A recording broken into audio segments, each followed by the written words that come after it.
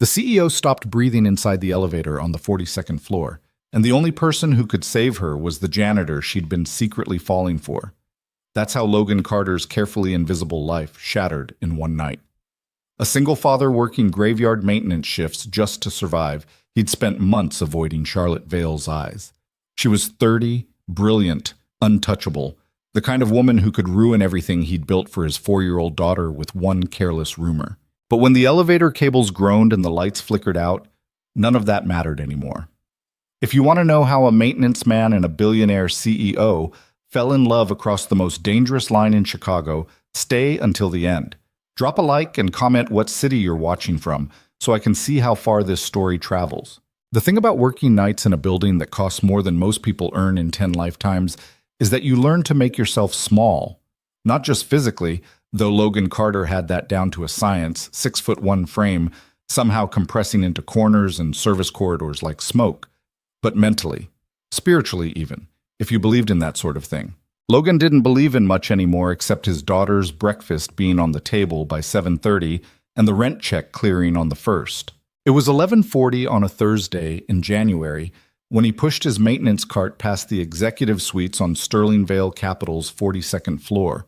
Chicago sprawled beyond the floor-to-ceiling windows, all ice and amber streetlights and the kind of cold that made your teeth hurt.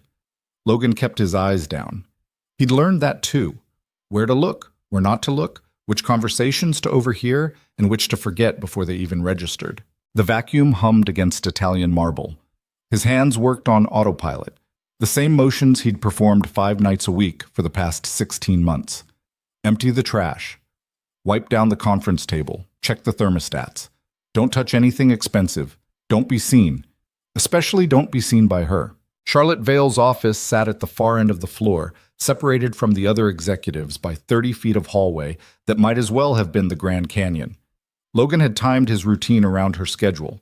She usually left by 10, sometimes 11, if the markets were volatile. Tonight, the light still burned behind her frosted glass door. He slowed his cart, detoured toward the break room instead. "You're avoiding me." Logan's hand froze on the vacuum handle. He didn't turn around, didn't need to. Her voice had this quality. Not loud, not sharp, just unavoidable. Like wind. "No, ma'am?" The words came out automatic. "Just trying to be efficient with my route." "You've been efficient for 6 months now." Charlotte's heels clicked against the marble, each step precise. "Every time I work late, you suddenly find urgent maintenance issues in the opposite direction." Logan finally turned, but kept his eyes somewhere around her collarbone. Safe territory, professional. "I apologize if my work has been disruptive to your schedule." "That's not what I said." She stood maybe 10 feet away, arms crossed, wearing what Logan had learned to recognize as her armor, a charcoal suit that probably cost more than his car, hair pulled back severe enough to hurt, the kind of posture that said she'd spent her whole life being looked at wrong.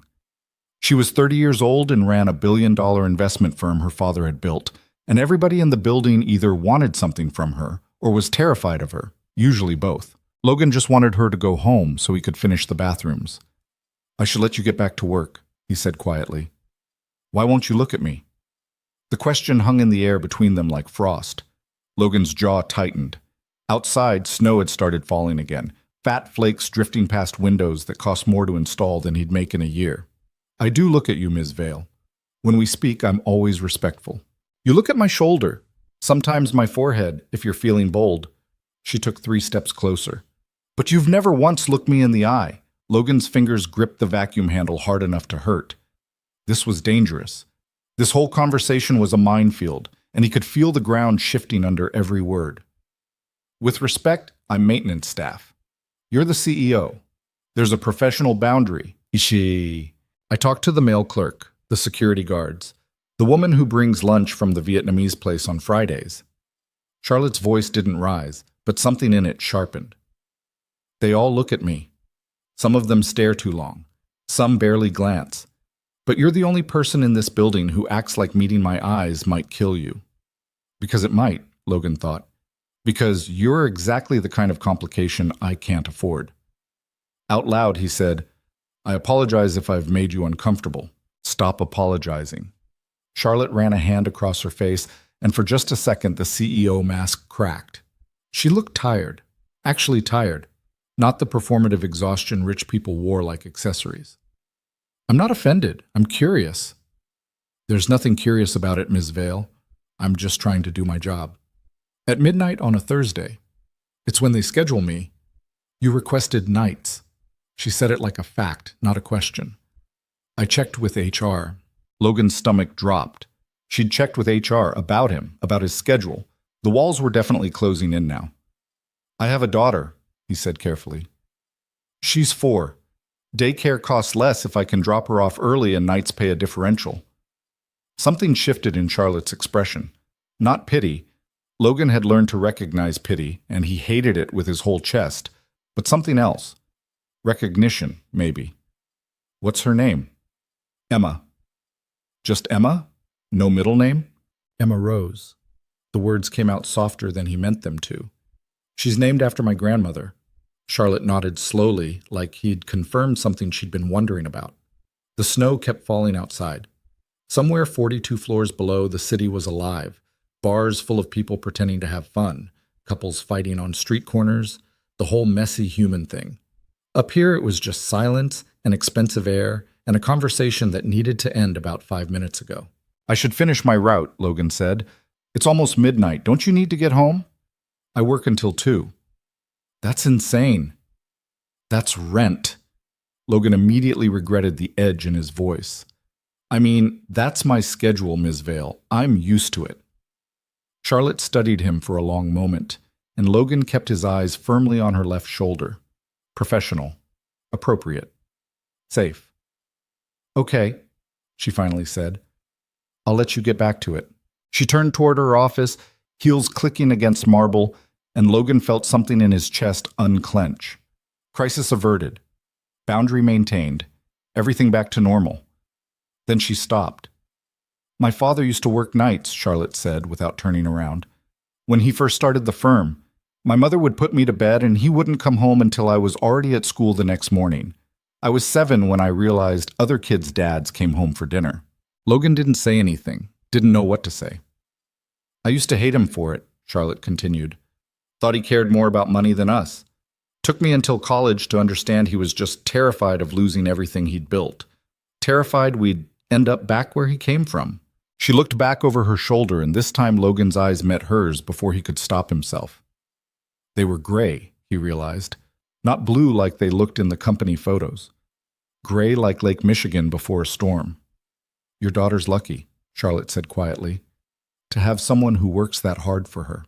Then she disappeared into her office, and Logan stood alone in the hallway with his vacuum and his racing heart and the distinct feeling that something had just changed in a way he didn't fully understand yet. The apartment was dark when Logan got home at 2:45 a.m. He locked the door quietly. 3 locks, 2 chains, the kind of security that said the neighborhood wasn't great but the rent was manageable, and stood in the entryway for a moment, letting his eyes adjust. Mrs. Chen was asleep on the couch, snoring softly with her reading glasses crooked on her face. The TV played some late-night talk show on mute. Logan pulled a blanket over her shoulders and left $80 on the coffee table, $60 for watching Emma, $20 extra because Mrs. Chen was 73 and lived on Social Security, and he knew she needed it even if she'd never admit it. Emma's room smelled like lavender and children's shampoo. Logan stood in the doorway watching his daughter sleep. Her dark hair spread across the pillow, one hand clutching the stuffed elephant she'd had since she was 6 months old. She looked peaceful. Safe. That was all that mattered. Logan changed quietly in the bathroom, avoiding his reflection in the mirror because he knew what he'd see. Exhaustion written in lines around his eyes. The kind of tired that sleep didn't touch anymore. 32 years old, and he felt 50. Felt like he'd lived 6 different lives already, and none of them were the one he'd planned. He checked the locks again. Habit. Then pulled out his phone and opened the banking app.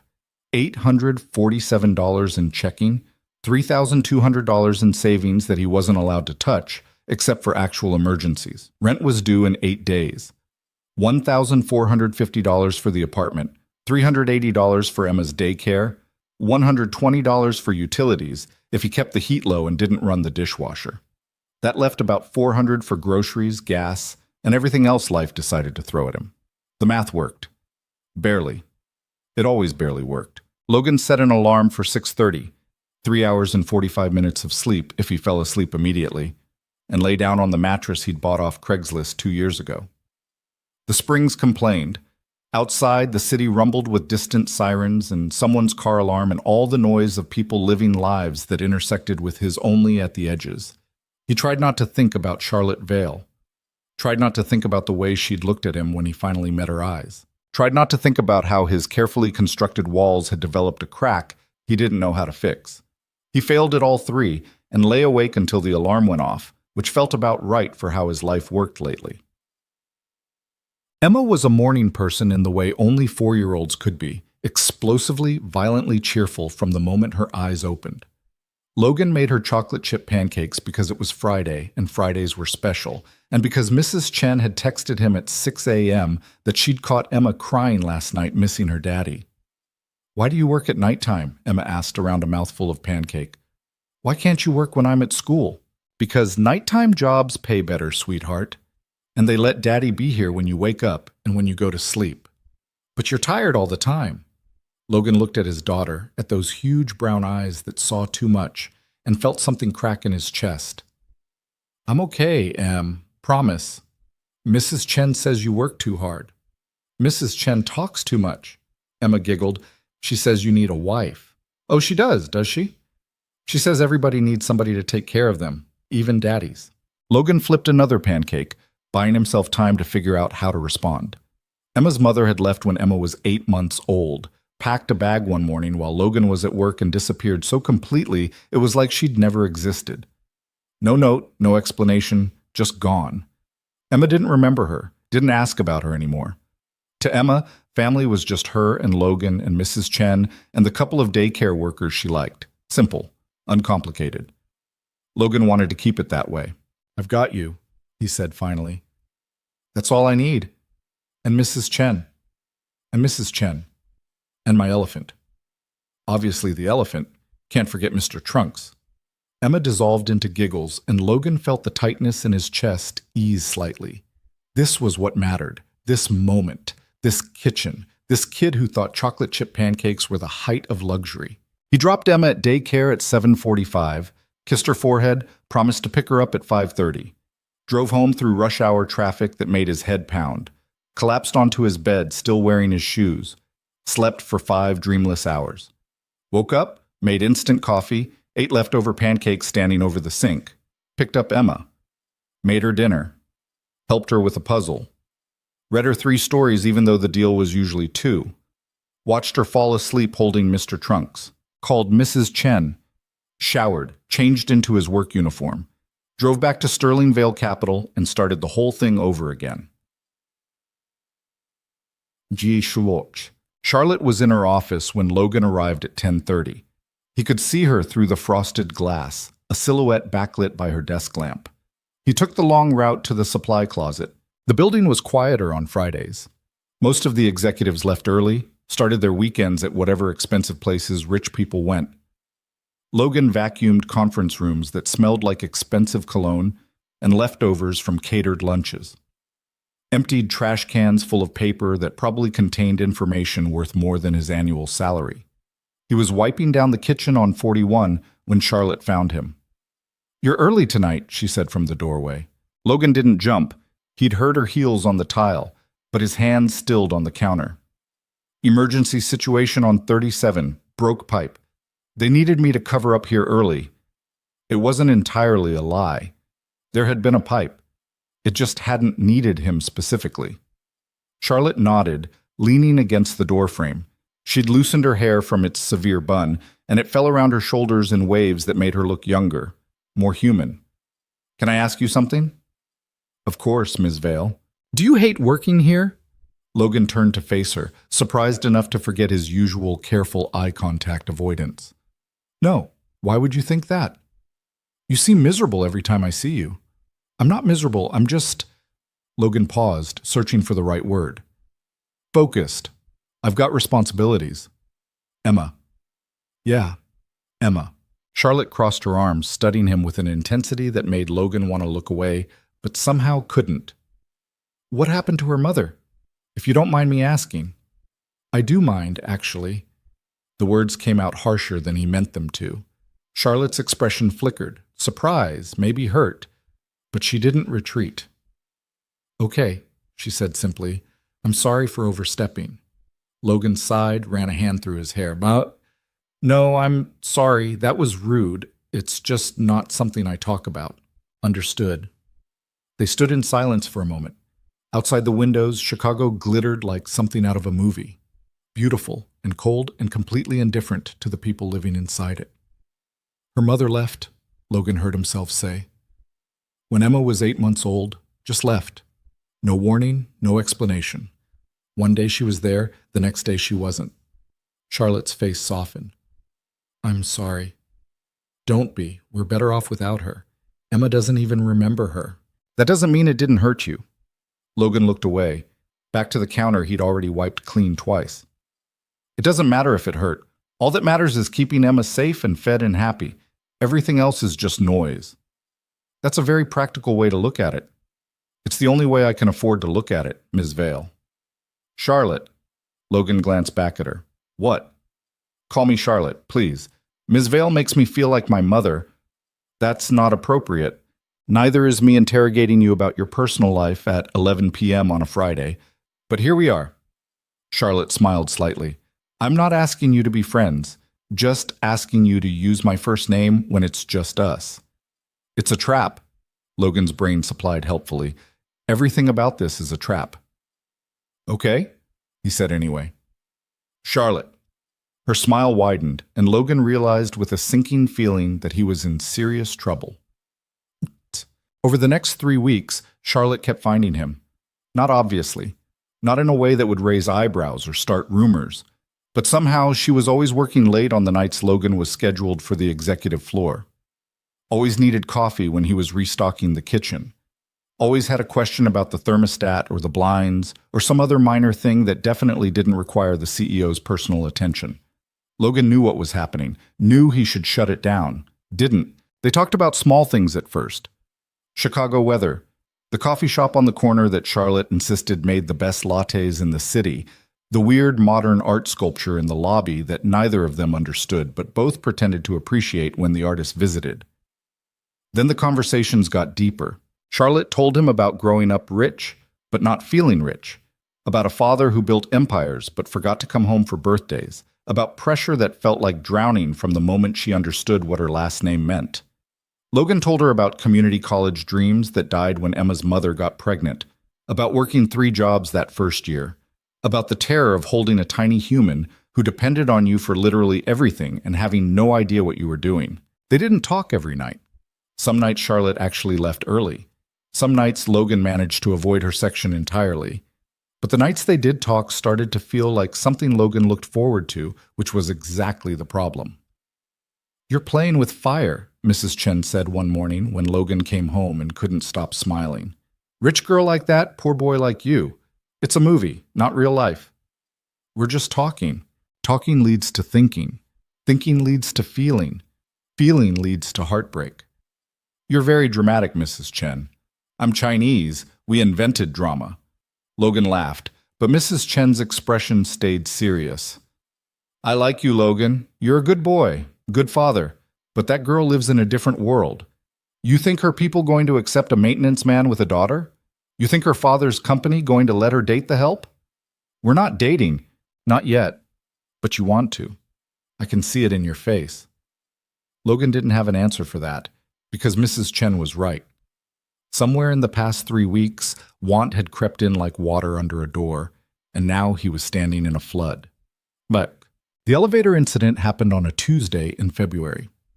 Logan was on 42 replacing light bulbs in the conference room when he heard Charlotte scream, sharp, cut off, wrong. He dropped the bulbs and ran. She was trapped in the executive elevator, the one that only went to the top 3 floors. Through the gap between the doors, he could see her pressed against the back wall, face pale, breathing too fast. Charlotte? Logan grabbed the doors, tried to force them open. They didn't budge.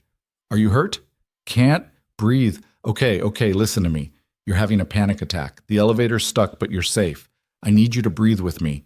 In for 4, hold for 4, out for 4. Can you do that? Charlotte nodded, eyes wide and terrified. In, 2, 3, 4.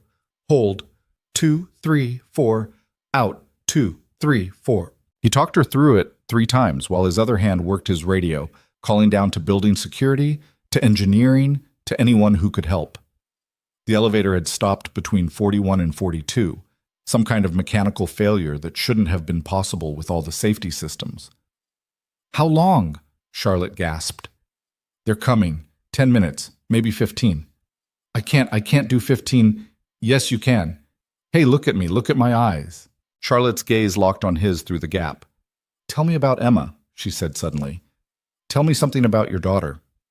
So Logan talked, told her about Emma's obsession with dinosaurs, about the time she tried to bring a rock collection to daycare and cried when they made her leave it home, about how she sang made-up songs in the bathtub that didn't rhyme, but somehow made perfect sense. Charlotte's breathing slowed, steadied. She sounds wonderful, Charlotte whispered. She is. She's the best thing I ever did. You're a good father, Logan. The words hit him square in the chest. Nobody said that to him. Nobody saw him that way. He was the maintenance guy, the night worker, the single dad barely holding it together. But Charlotte saw something different. The elevator suddenly lurched, and Charlotte screamed again. It's okay. They're resetting the system. Logan pressed his hands against the doors like he could hold them in place through will alone. 30 seconds and you're out, I promise.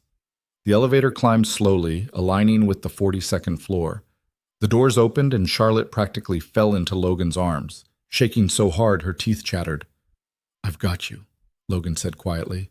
You're safe. Charlotte buried her face in his shoulder, and Logan held her while she tried to remember how to breathe like a person who wasn't terrified. She smelled like expensive perfume and fear, and something else he couldn't name. Her hair was soft against his chin. His heart was pounding so hard he was sure she could feel it. Building engineering arrived, talking fast about mechanical failures and safety protocols and elevator company liability. Security came. Charlotte's assistant materialized from somewhere with a bottle of water and a chair. Charlotte didn't let go of Logan. Ms. Vale, her assistant said carefully, maybe you should sit. I'm fine. Charlotte finally stepped back, smoothing her suit jacket. Her hands were still shaking. I'm fine. Thank you, Logan. You were... Thank you. Of course. Logan took a step back, remembering suddenly where they were, who might be watching. I'm glad you're okay. Their eyes met, and Logan saw something there that made every warning bell in his head scream danger, danger, danger. Charlotte saw it too. He could tell by the way her breath caught, the way her pupils dilated slightly. I should... Charlotte gestured vaguely toward her office. Reports to file. Safety protocols to review. Right, yeah, of course. Logan watched her walk away, watched her assistant follow, watched the elevator doors close on the engineering team. Then he went to the bathroom and splashed cold water on his face until his hands stopped shaking. Mrs. Chen was right. He was playing with fire, and he was absolutely going to get burned. The rumors started 3 days after the elevator incident. Logan first heard them in the break room on the 34th floor, 2 accountants talking in voices they thought were quiet enough. Charlotte Vale and the maintenance guy, stuck in an elevator together for 20 minutes. Did you see how she was holding on to him? Someone said they went to her office after. Someone else said security had to separate them. Logan stood in the supply closet with his hand frozen on a box of trash bags, listening to his life unravel in real time. I heard she's sleeping with him, one of them said. No way. She's too smart for that, but definitely something going on there. He's got a kid, doesn't he? Single dad? Gold Digger probably saw her coming a mile away. Logan left the trash bags and took the stairs down to the basement, where nobody went except to check the furnace. He sat on a concrete step in the dark and tried to figure out how everything had gone so wrong so fast. His phone buzzed. A text from Charlotte. Need to talk. My office when you get a chance? Logan stared at the message for a full minute before typing back. Not a good idea right now. 3 dots appeared immediately. Disappeared. Appeared again. Charlotte, please. He should have said no. Should have put his phone away and finished his shift and gone home to Emma and pretended the last month had never happened. Instead, he found himself walking back up to 42 at 11:15 when the floor was empty except for Charlotte's office light burning like a beacon. She was standing by the windows when he knocked, turned around fast like she'd been waiting. "Close the door," she said. "I'd rather not." "Logan, people are talking, Charlotte, about us, about the elevator." Charlotte's jaw tightened. "I know. My assistant told me this morning. Apparently half the company thinks we're having an affair. And the other half thinks I'm trying to take advantage of you for money. That's insane. You've never asked me for anything." "Doesn't matter what's true. Matters what they believe." Logan stayed in the doorway, hand on the frame like it could anchor him. "This is exactly what I was trying to avoid." Charlotte crossed her arms, and Logan recognized the gesture now. Not defensive, just trying to hold herself together. "So what, we just stop talking? Pretend we don't know each other?" "We barely do know each other." "That's not true, and you know it." Logan closed his eyes. She was right. Somewhere in the past month, they'd crossed a line from polite coworker conversations to something else. Something that felt like friendship, or the beginning of friendship, or maybe something he didn't want to name because naming it made it real. "I have a daughter," he said quietly. "I can't afford to lose this job. And you're the CEO. You can't afford the scandal." "I don't care about scandal." "Yes, you do. You have to. Your board, your investors, your father's legacy, all of that goes away if people think you're—" Logan stopped, unable to finish the sentence. "If they think I'm what? Involved with someone below my station?" Charlotte's voice went sharp. "Is that what you think this is about? Class? Isn't it?" "No, it's about the fact that you're the first person I've talked to in years who doesn't want anything from me, who treats me like a human being instead of a title." Logan laughed, but there was no humor in it. "I'm the maintenance guy, Charlotte. I empty your trash. I fix your lights. We're not friends. We're not anything." "Then why are you here?" The question hung between them like a challenge. Logan didn't have a good answer, didn't have any answer except the truth, which was dangerous. "I should go," he said instead. "You always do that. Every time we get close to something real, you run. Because something real will destroy everything I've built for Emma. You think I want to be alone? You think I like working myself to death just to afford a shitty apartment in a bad neighborhood? I don't. But it's stable. It's safe. And the second I let myself want something more," Logan's voice cracked. He hated how much she could see through him. "It all falls apart." Charlotte took 3 steps toward him. "What if it doesn't? It always does. Not always, not if we're careful. There's no careful version of this, Charlotte. You know that."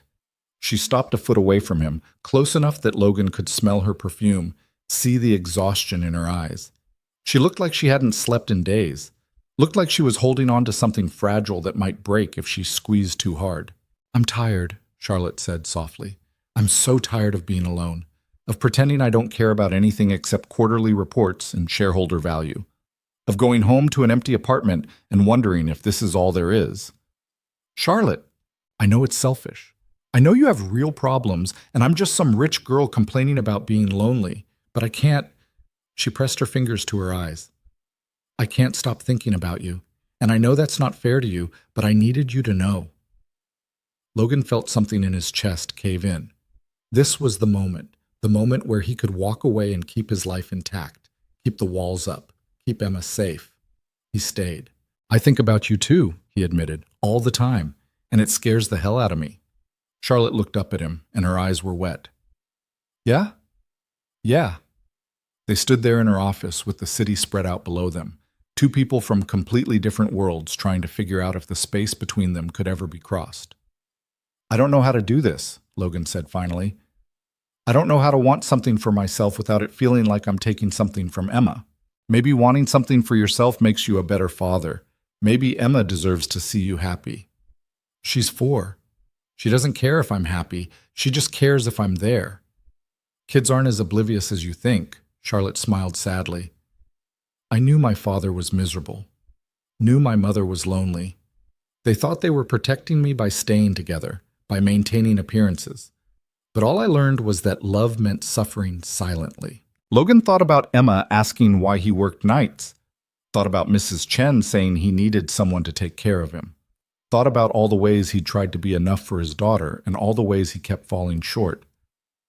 "What are you suggesting?" he asked carefully. "I don't know. Dinner? Coffee?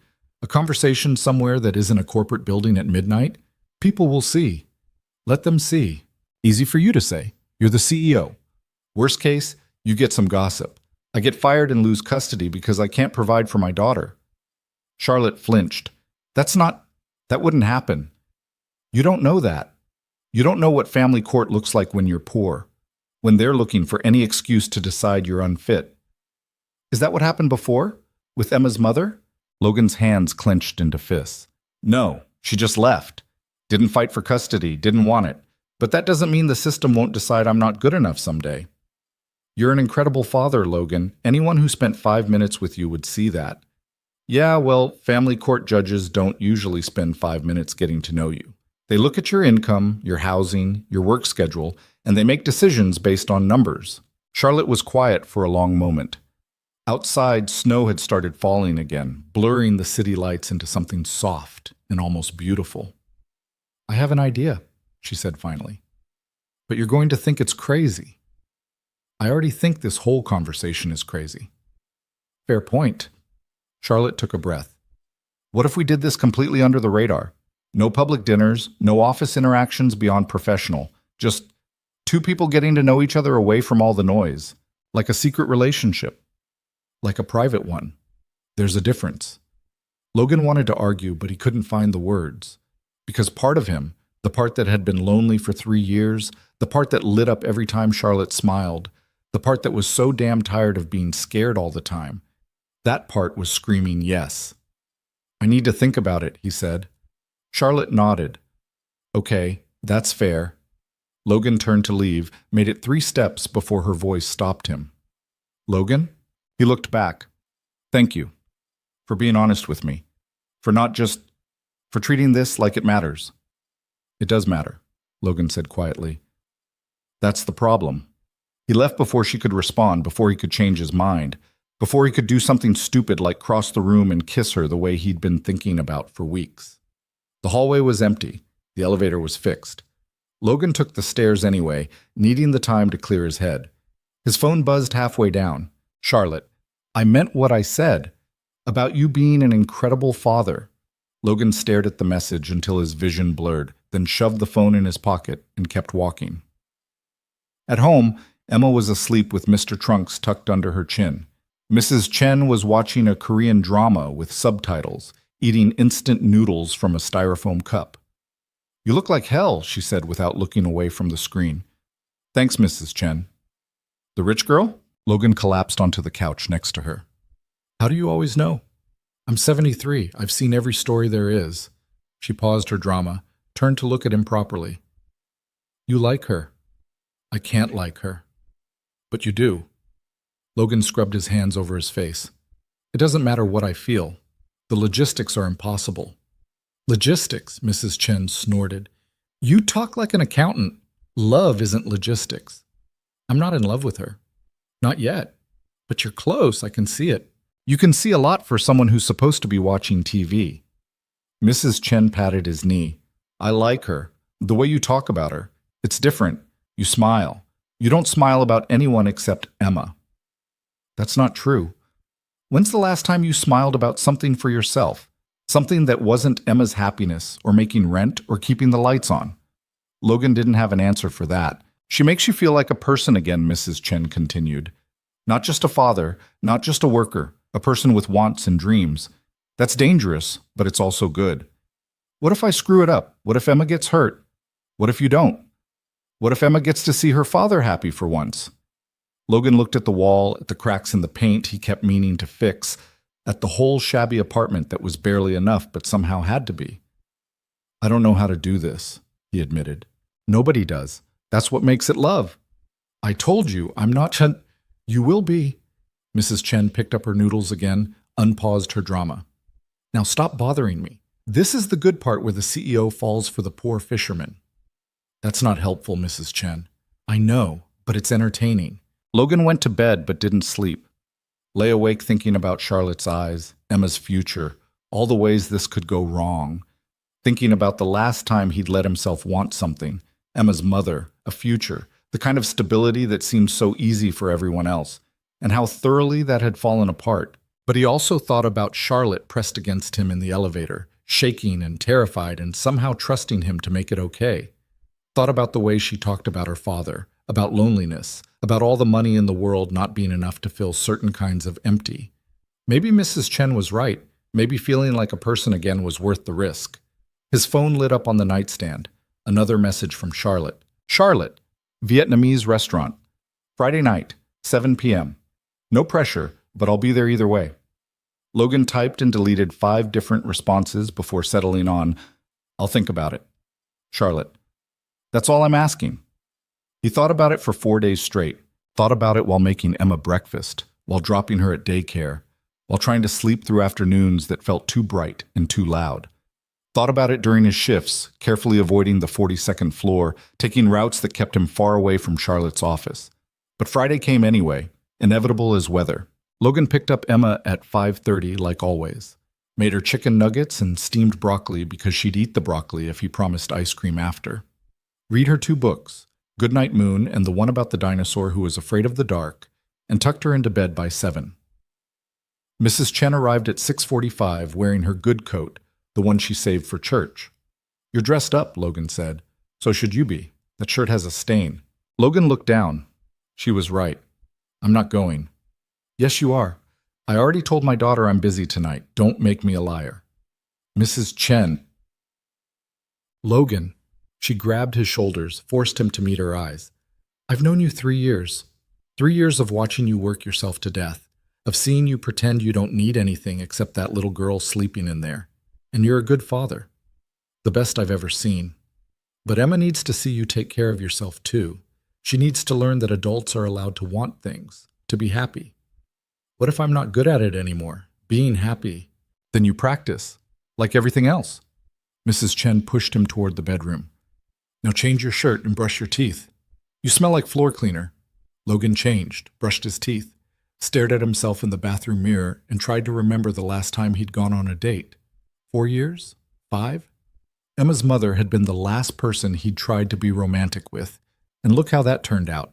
You look handsome, Mrs. Chen said when he came out wearing his one good button-down. The navy one, Emma said, made his eyes pretty. I look terrified. Same thing when you're in love. I'm not. I know, not in love yet, but you will be. She pushed him toward the door. Now go. Emma's asleep. I'll be here until you get back. I'll be back by 9:30, 10 at the latest. Take your time. I brought my knitting. Logan hesitated at the door, hand on the knob. What if this is a mistake? Then it's your mistake to make. Now go before I push you down the stairs.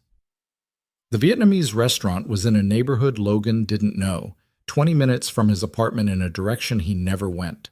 Small place, narrow storefront, windows steamed from soup and crowded with people who all seemed to know each other.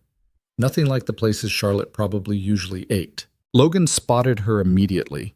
She was sitting at a corner table wearing jeans and a sweater, hair down around her shoulders, no makeup that he could see. She looked nervous. She looked beautiful. She looked up and saw him, and her whole face changed. Logan crossed the restaurant feeling like he was jumping off a cliff. You came, Charlotte said, standing up too fast and knocking her water glass. It didn't spill. I said I'd think about it. You said no pressure. I lied. There was absolutely pressure. Charlotte smiled, and it was nothing like her CEO smile. It was real. I'm really glad you're here. Logan sat down across from her, hyper-aware of every eye in the restaurant, every person who might recognize her, might recognize him. But nobody looked twice. They were just 2 people having dinner, unremarkable in their ordinariness. How'd you find this place? Logan asked. I didn't. You did. You mentioned it once that Emma loves their spring rolls, so I asked around until I found it. Logan felt something warm expand in his chest. You remembered that. I remember most things you tell me. A server appeared with menus, speaking rapid Vietnamese to Charlotte, who responded in what sounded like passable pronunciation. The server laughed, said something else, and disappeared. You speak Vietnamese? Logan asked. Badly. I took a class in college because I was dating someone from Hanoi and thought it would impress him. Did it? Not even a little. He dumped me 2 weeks later for a linguistics major. Charlotte shrugged. But I kept taking the class. Turned out I actually liked it. Logan smiled despite himself. I can't picture you as a college kid. I was terrible at it, too serious, too focused on my father's expectations. I think I went to exactly 2 parties in 4 years. What changed? Nothing. I graduated, started working for my father, and became exactly what everyone expected me to become. Charlotte looked down at her menu. I don't know if I've ever really chosen anything for myself. Except maybe this. Vietnamese food? You. The word hung between them, too big and too real for the small table in the crowded restaurant.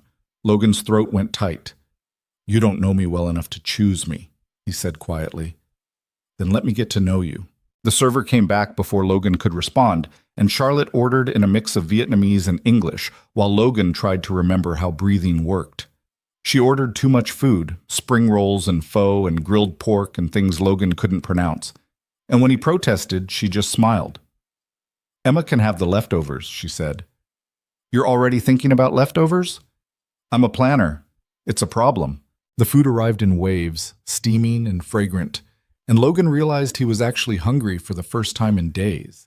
They ate and talked, and the conversation flowed easier than it should have, easier than Logan expected. Charlotte asked about Emma's dinosaur obsession and listened like she actually cared about the difference between a brachiosaurus and a brontosaurus. Logan asked about running a company, and Charlotte told him stories that made the job sound less like power and more like drowning in other people's expectations. My father built this company from nothing, Charlotte said, dragging a spring roll through sauce. Came here from nothing, worked 3 jobs, saved every penny. By the time I was born, he was already successful, but he never stopped being terrified of losing it all. Sounds familiar. Does it? Different scale, but yeah, same fear. Logan paused. Is he still around? Your father? Charlotte's expression shuddered. He died 2 years ago. Heart attack at his desk. He was 63. I'm sorry. Don't be. We weren't close.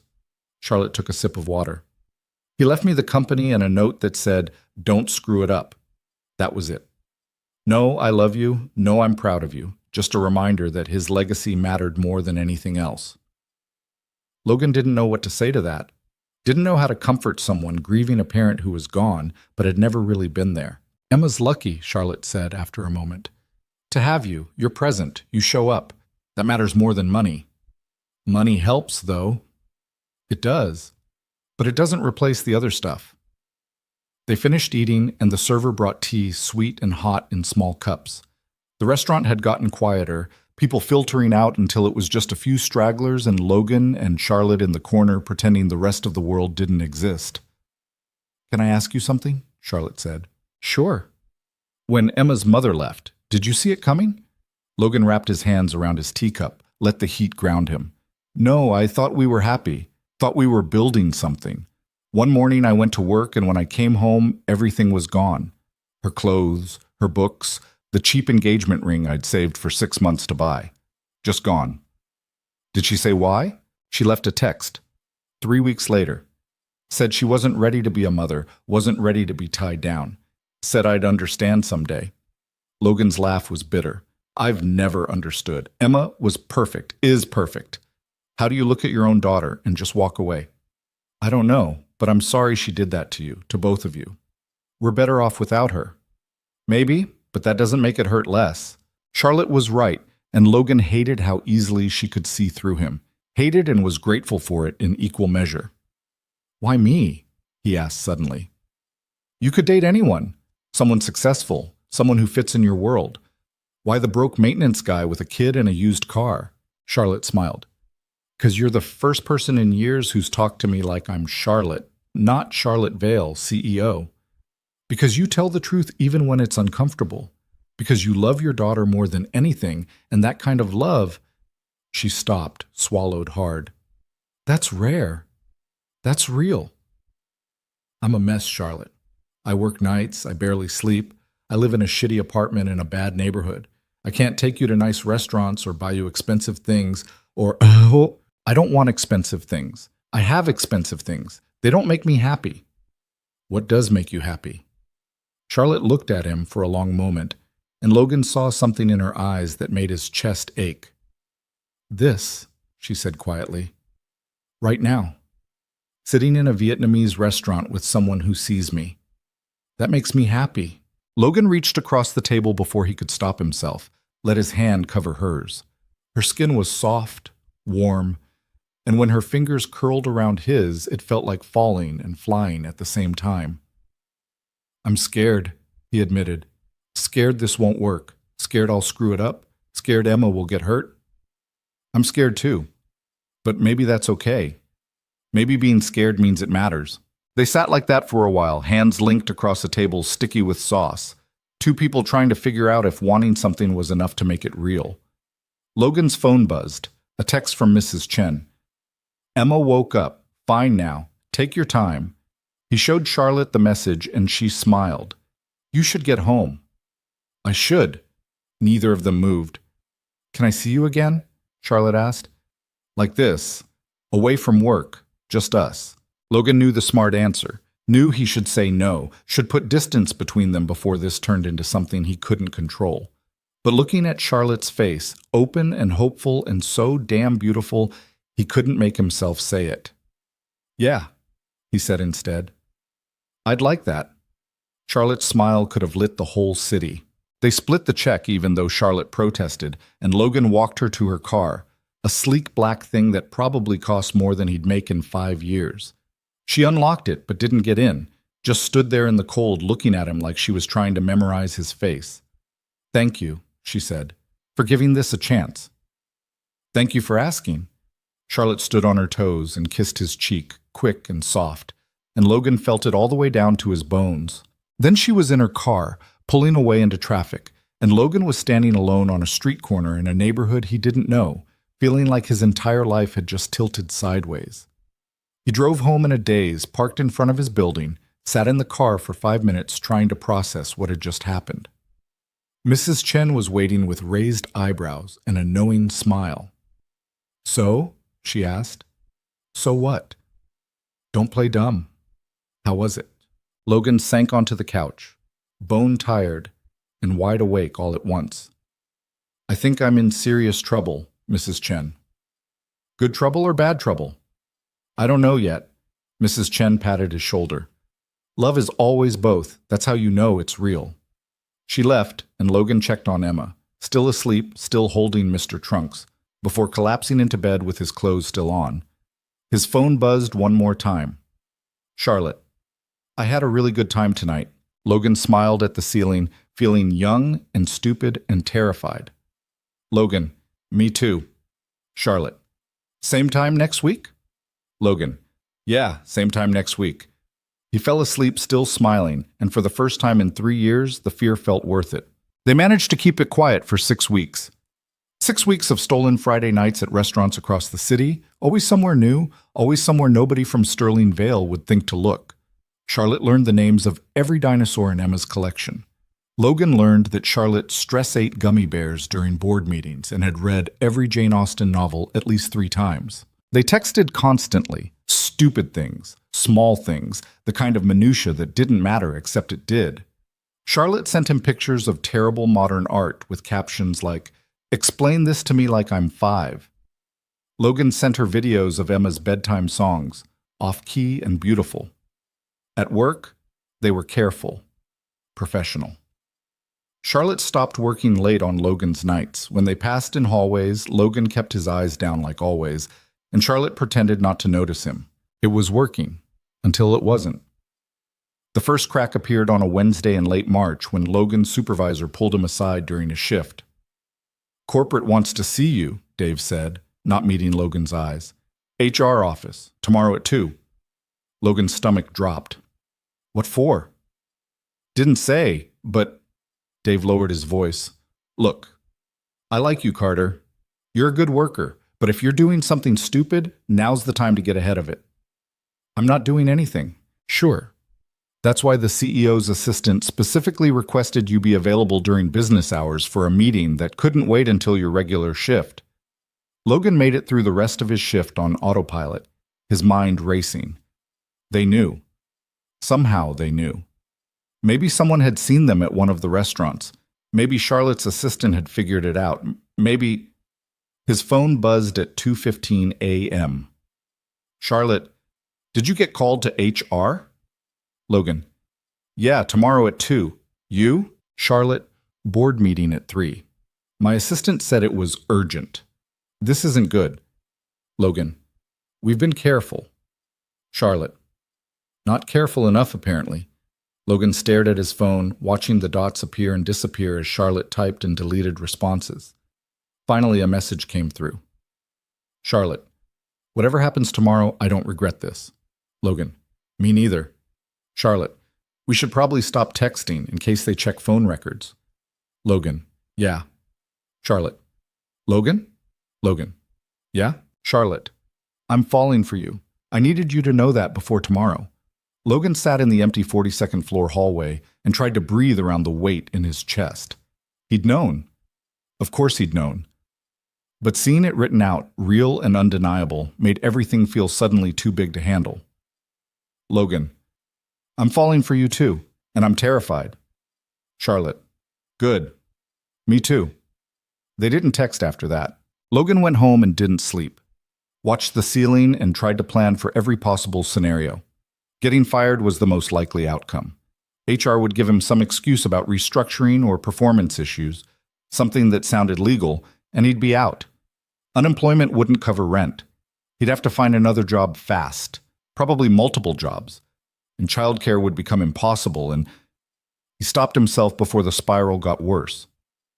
One crisis at a time. At 1:30 p.m., Logan dropped Emma at daycare, kissed her forehead twice for luck, and drove to Sterling Vale Capital.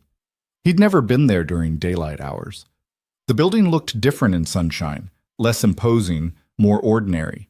Just glass and steel and people in expensive suits pretending they were important. HR was on the 18th floor. Logan had cleaned it 100 times but never actually been inside the offices. The receptionist barely looked up when he gave his name. Conference room B, they're waiting for you. They, plural. Logan's hands went clammy. The conference room held 3 people. Helen Park, from HR, someone Logan didn't recognize in a suit that screamed lawyer, and Marcus Webb, the company's chief operating officer, Charlotte's second in command. Mr. Carter, thank you for coming.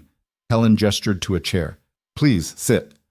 Logan sat, kept his hands folded on the table so they wouldn't shake. I'm sure you're wondering why we asked you here, Helen continued. Her voice was pleasant, professional, the kind of tone that preceded bad news. We've received some concerning reports about your conduct. What kind of reports? The lawyer leaned forward. Multiple employees have noted what they perceive as an inappropriate relationship between you and Ms. Vale. We take workplace harassment very seriously. Harassment? Logan's voice came out sharper than he meant it to. I've never harassed anyone. That may be your perception, Mr. Carter, but we have to investigate any allegations. What allegations? Who said I harassed Charlotte? Ms. Vale? Helen and the lawyer exchanged a look. Marcus Webb spoke for the first time, his voice cold. No one's accusing you of harassment, son. We're accusing you of taking advantage of your position to pursue a personal relationship with a superior, which violates company policy and creates a hostile work environment. Logan almost laughed. Taking advantage of my position? I'm maintenance. What position? You have access to executive floors after hours. You've been observed spending excessive time in Ms. Vale's office. Phone records show regular text communication between you and Ms. Vale's personal number. Marcus pulled out a folder, slid it across the table. We have documentation. Logan opened the folder. Inside were printouts, timestamps showing when he'd entered and exited the 42nd floor, security camera stills of him and Charlotte talking in hallways, phone records showing hundreds of texts over 6 weeks. They'd been watching. The whole time they'd been watching. This is insane, Logan said quietly. We're both adults. If we want to text each other, Ms. Vale is the CEO of this company. You are hourly staff. The power dynamic makes any relationship inherently inappropriate. Helen's voice softened slightly. Look, we understand these situations can be complicated, but we have to protect the company and Ms. Vale's reputation. Protect her reputation from what? From me? from the appearance of impropriety, from gossip, from potential lawsuits if this relationship goes south and you decide you were coerced or taken advantage of. Logan's hands clenched into fists under the table. That's not what's happening here. Nevertheless, we need you to sign this. The lawyer pushed a document across the table. It's a termination agreement with a severance package, 2 months' salary, continuation of health benefits for 90 days, and a confidentiality clause. You're firing me. We're restructuring your position. The severance package is generous given the circumstances. Logan scanned the document. The confidentiality clause was highlighted. Employee agrees not to discuss the nature of their relationship with Charlotte Vale or the circumstances of their termination with any third party, including but not limited to media outlets, social media platforms, or other Sterling Vale Capital employees. You want me to sign away my right to even talk about this. We want to resolve this quietly and professionally, for everyone's benefit. Logan pushed the document back. No! Helen blinked. I'm sorry? I said no, I'm not signing anything. Mr. Carter, if you don't sign, your termination will be for cause. No severance, no benefits, and a permanent mark on your employment record that will make it very difficult to find another job. I haven't done anything wrong.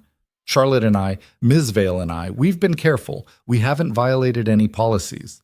The fraternization policy clearly states we're not fraternizing at work. What we do on our own time is our business. Marcus Webb leaned forward, and his expression was pure ice. Let me be very clear, Mr. Carter.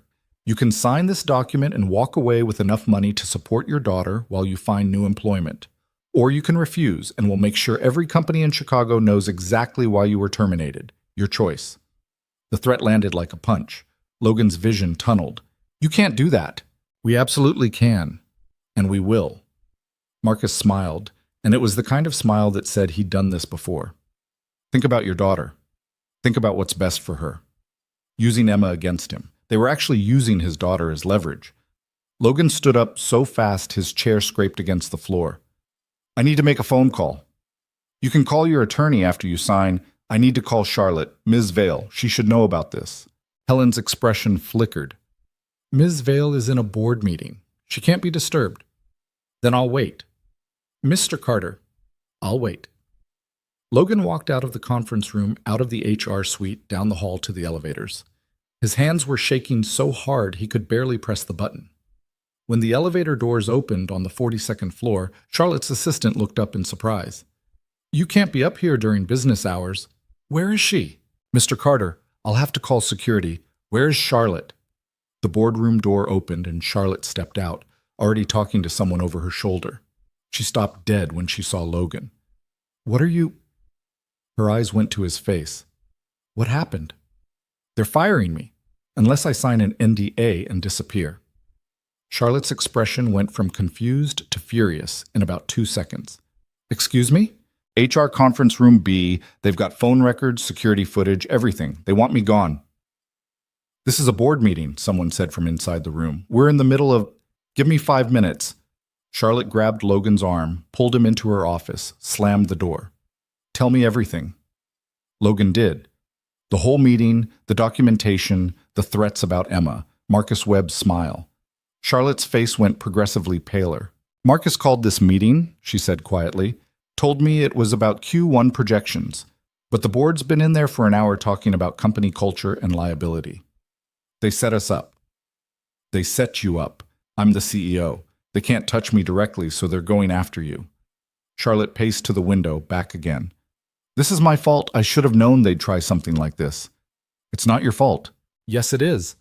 I'm the one with power here. I should have protected you better. Charlotte, did you sign anything?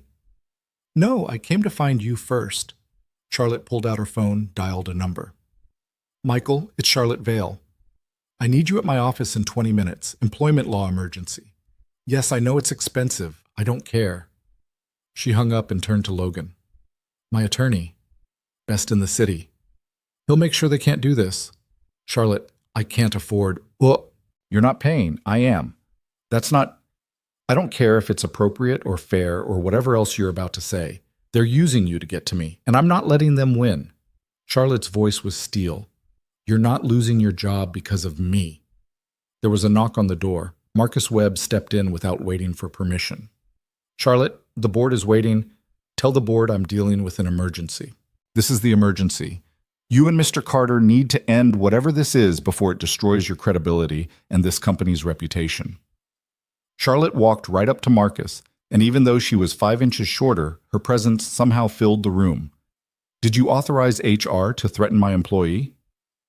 I authorized them to handle a delicate situation appropriately. By threatening his custody of his daughter, Marcus didn't flinch. We used the leverage available to us. You used a 4-year-old child as leverage.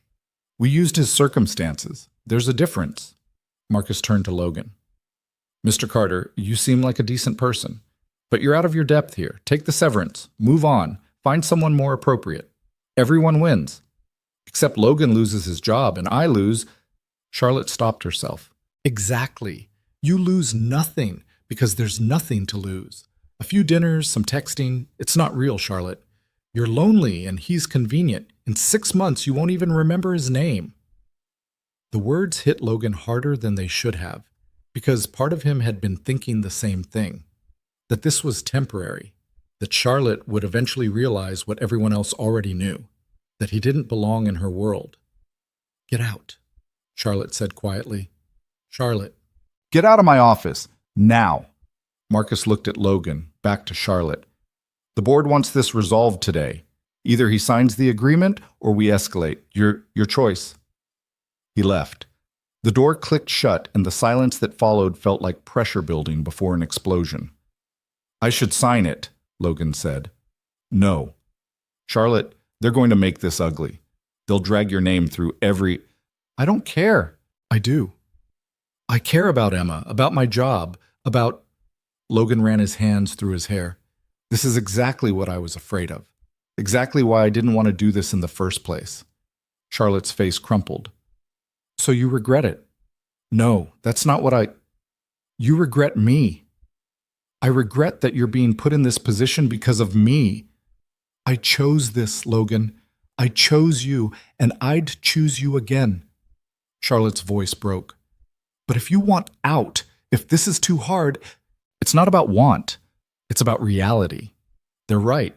I'm maintenance, and you're the CEO, and no matter how much we pretend otherwise, those worlds don't mix. They can. We can make them. How? Your board wants me gone. Your COO just threatened my daughter. How do we come back from that? Charlotte grabbed her phone again, pulled up something, showed him the screen. It was an email draft addressed to the board. Effective immediately, I'm taking a leave of absence from Sterling Vale Capital.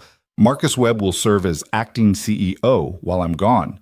I'll return when the board can accept that my personal life is my own business and not subject to corporate approval. Logan stared at the email. You can't send that. Watch me. Charlotte, this company is your father's legacy. You'd walk away from it for you. Yes. She said it simply, like it was obvious. I spent 30 years of my life doing what everyone expected, following rules I didn't make, being who they wanted me to be. And I was miserable. Then I met you, and for the first time in my entire life, I felt like I could breathe. So yes, I'd walk away, in a heartbeat. Logan felt something crack open in his chest. That's the most romantic and also most insane thing anyone's ever said to me. I know. I'm learning how to be impulsive. It's terrifying. Charlotte set her phone down. But I mean it. They can have the company. I just want you. You say that now, but what happens in 6 months when the novelty wears off? When you realize I'm just a broke single dad who can barely keep his life together? Then I'll still want you because you're not just anything, Logan. You're everything I didn't know I needed. Someone knocked again. Charlotte's assistant peeked in. Your attorney's here, and the board is getting impatient. Send Michael in. Tell the board I'll be there when I'm ready. The attorney was exactly what Logan expected. Expensive suit, leather briefcase, the kind of confidence that cost $400 an hour. He listened to Logan's story, looked over the termination agreement, and frowned. This is legally questionable at best.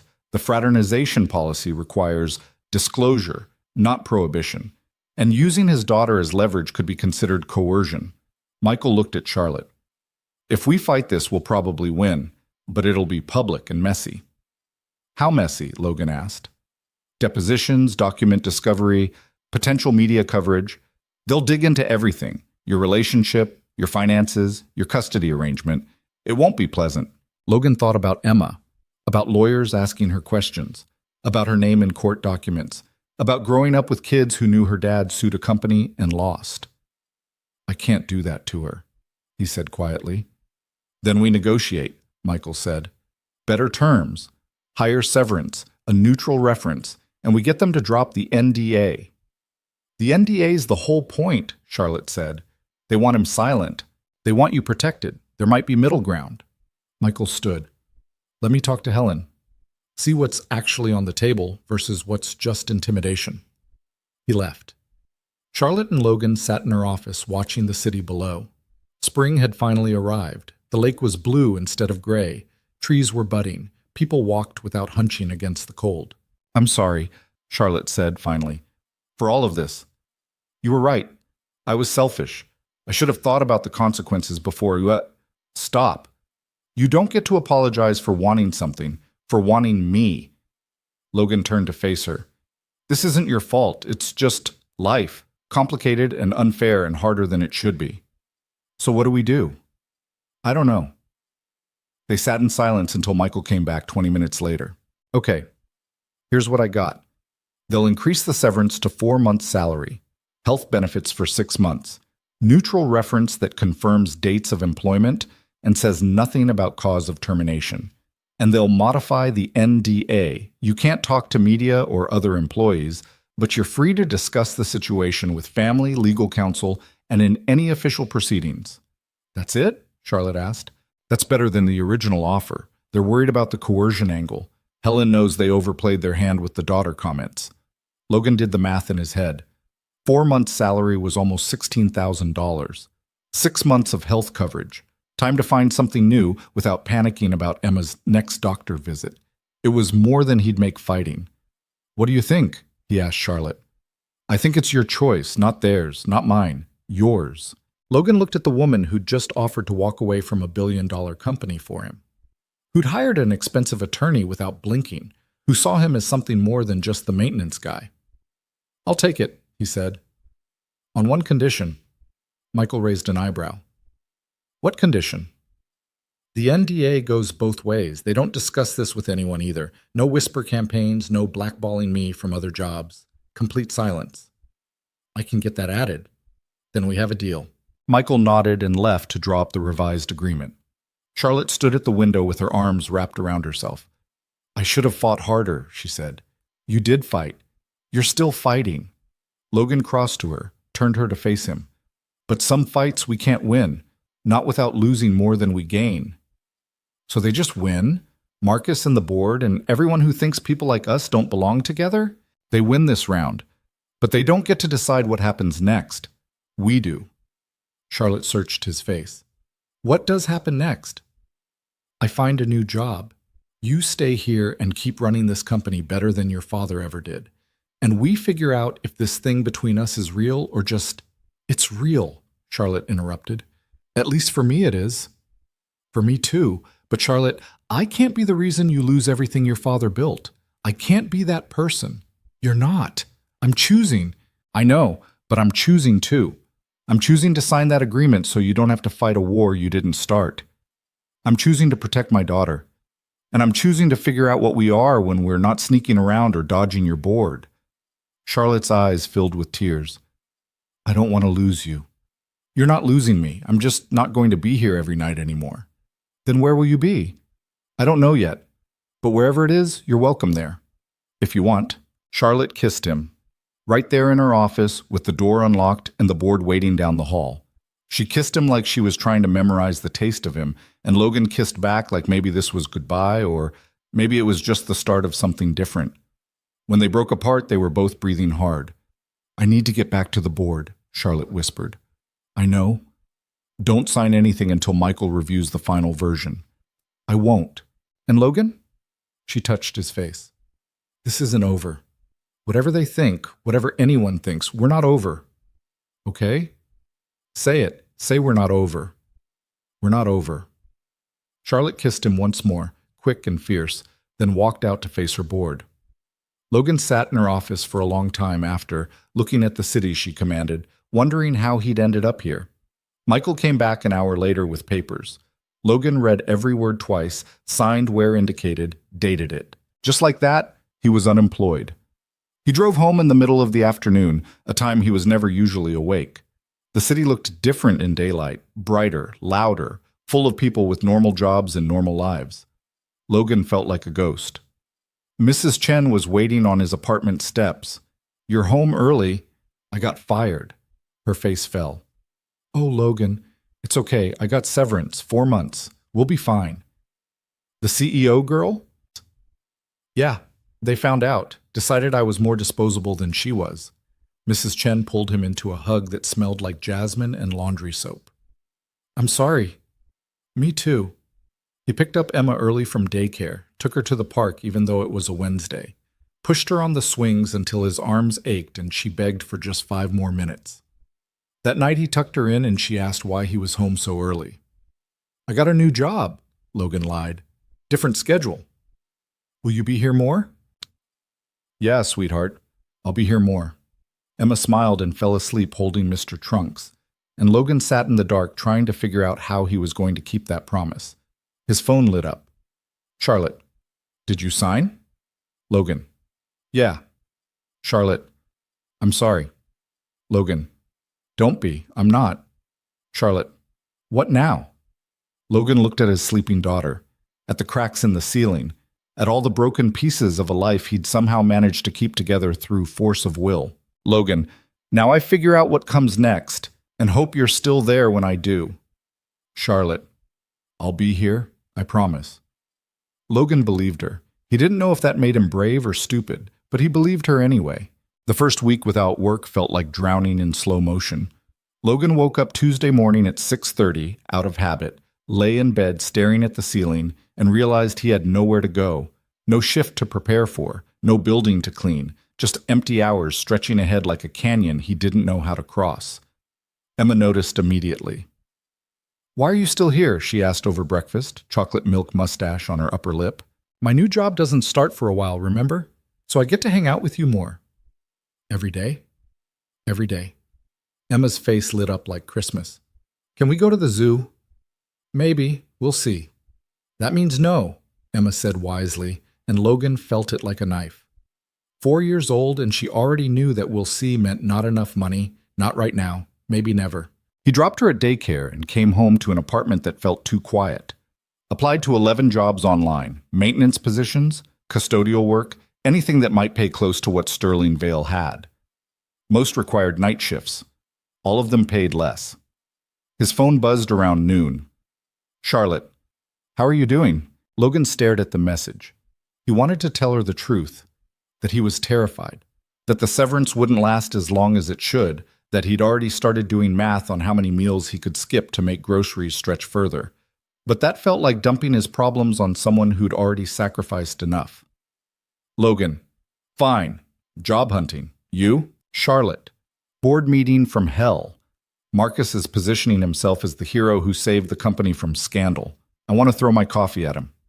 Logan, "Please don't. Coffee's expensive." Charlotte, "I miss you." The words hit Logan in the chest. They hadn't seen each other in 6 days.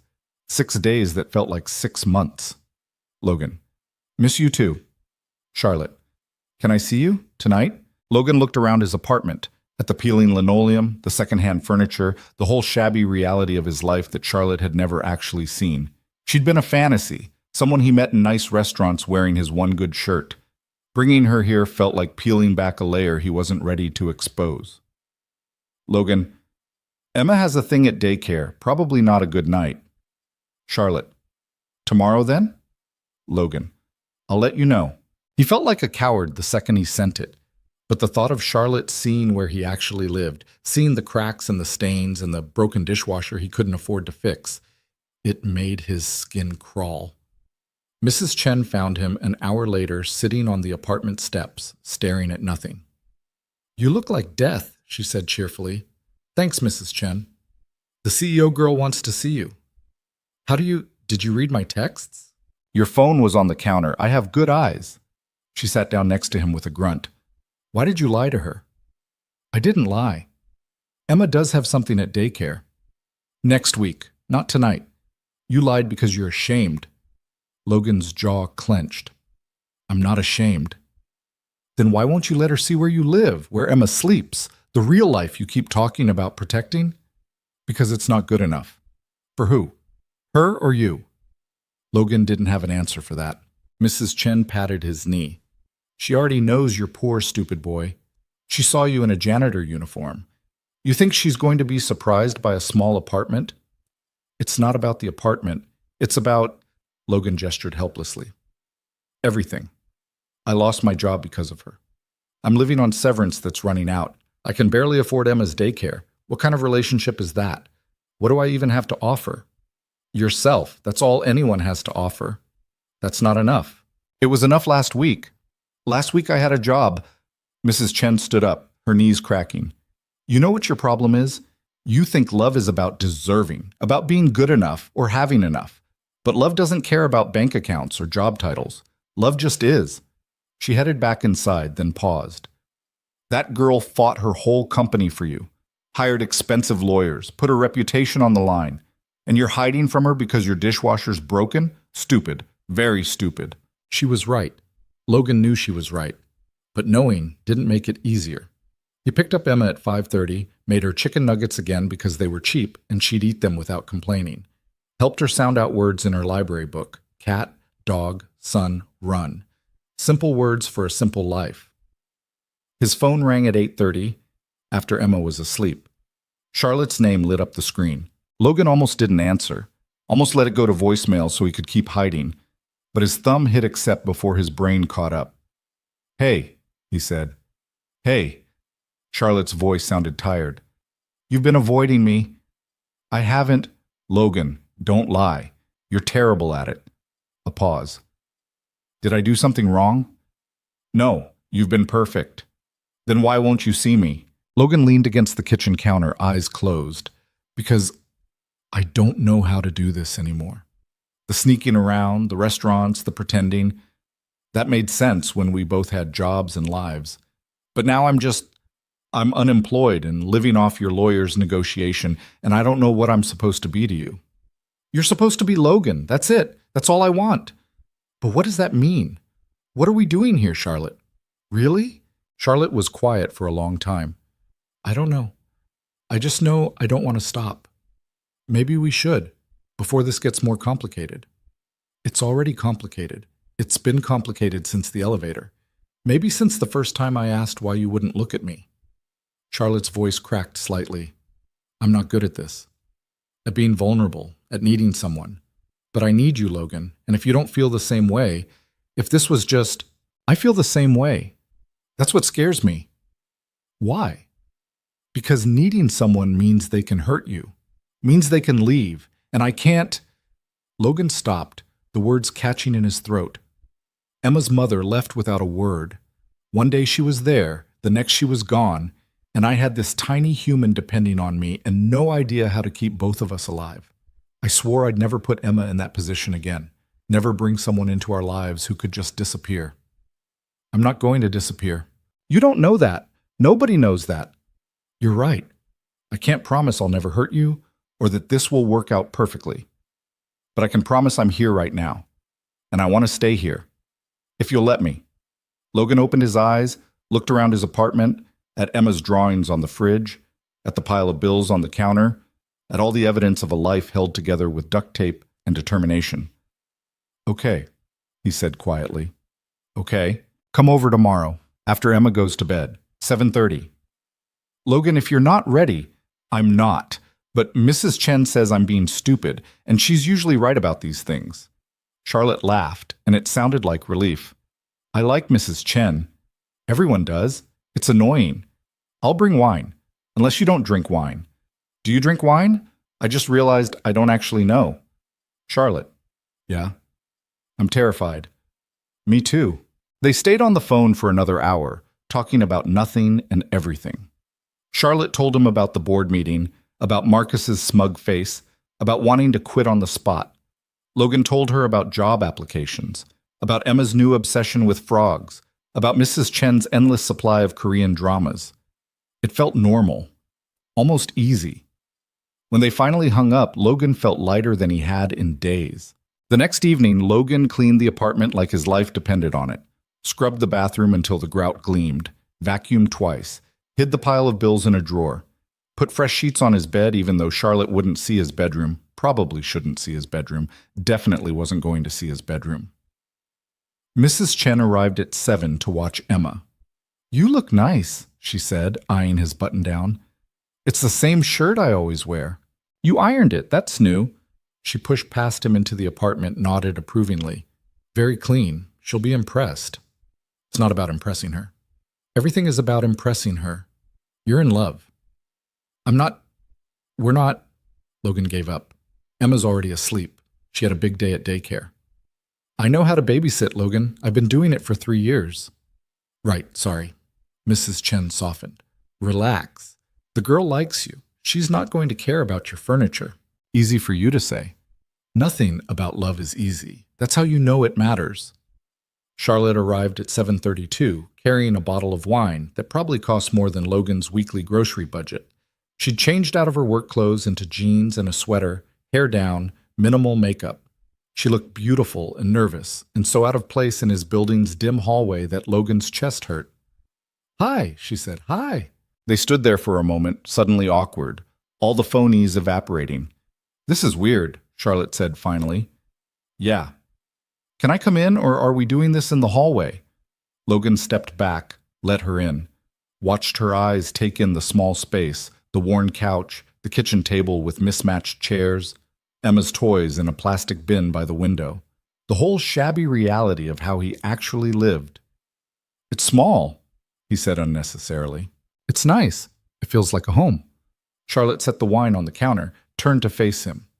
"Why were you so afraid to show me this?" "Because it's not good enough." "For who?" "For you. For Emma. For—" Logan gestured helplessly. "Look at this place, Charlotte. Look at where I live. You have a penthouse, a company, a life that costs more than I'll make in 10 years. And I'm here in a one-bedroom apartment in a neighborhood where we hear gunshots sometimes. What am I supposed to offer you?" Charlotte crossed the space between them, took his hands. "You offer me honesty, kindness. Someone who sees me as Charlotte, not Charlotte Vale, CEO. Someone who makes me laugh and challenges me and doesn't want anything except my company." She squeezed his fingers. "That's worth more than any penthouse."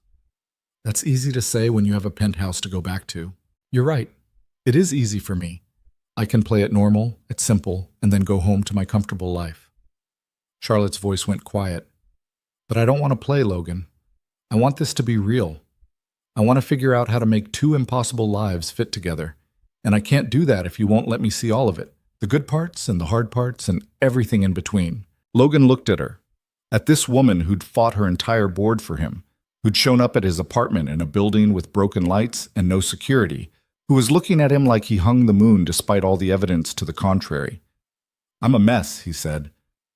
"I know. I have a daughter who comes first, always. Before you, before me, before everything. I know that too. I'm unemployed and living on severance, and I have no idea what happens when the money runs out. So we figure it out. Together." Logan pulled her close, buried his face in her hair. She smelled like expensive perfume, and underneath that, just Charlotte. Solid and real and here. "I don't know how to do this," he whispered. "Neither do I. But we can learn."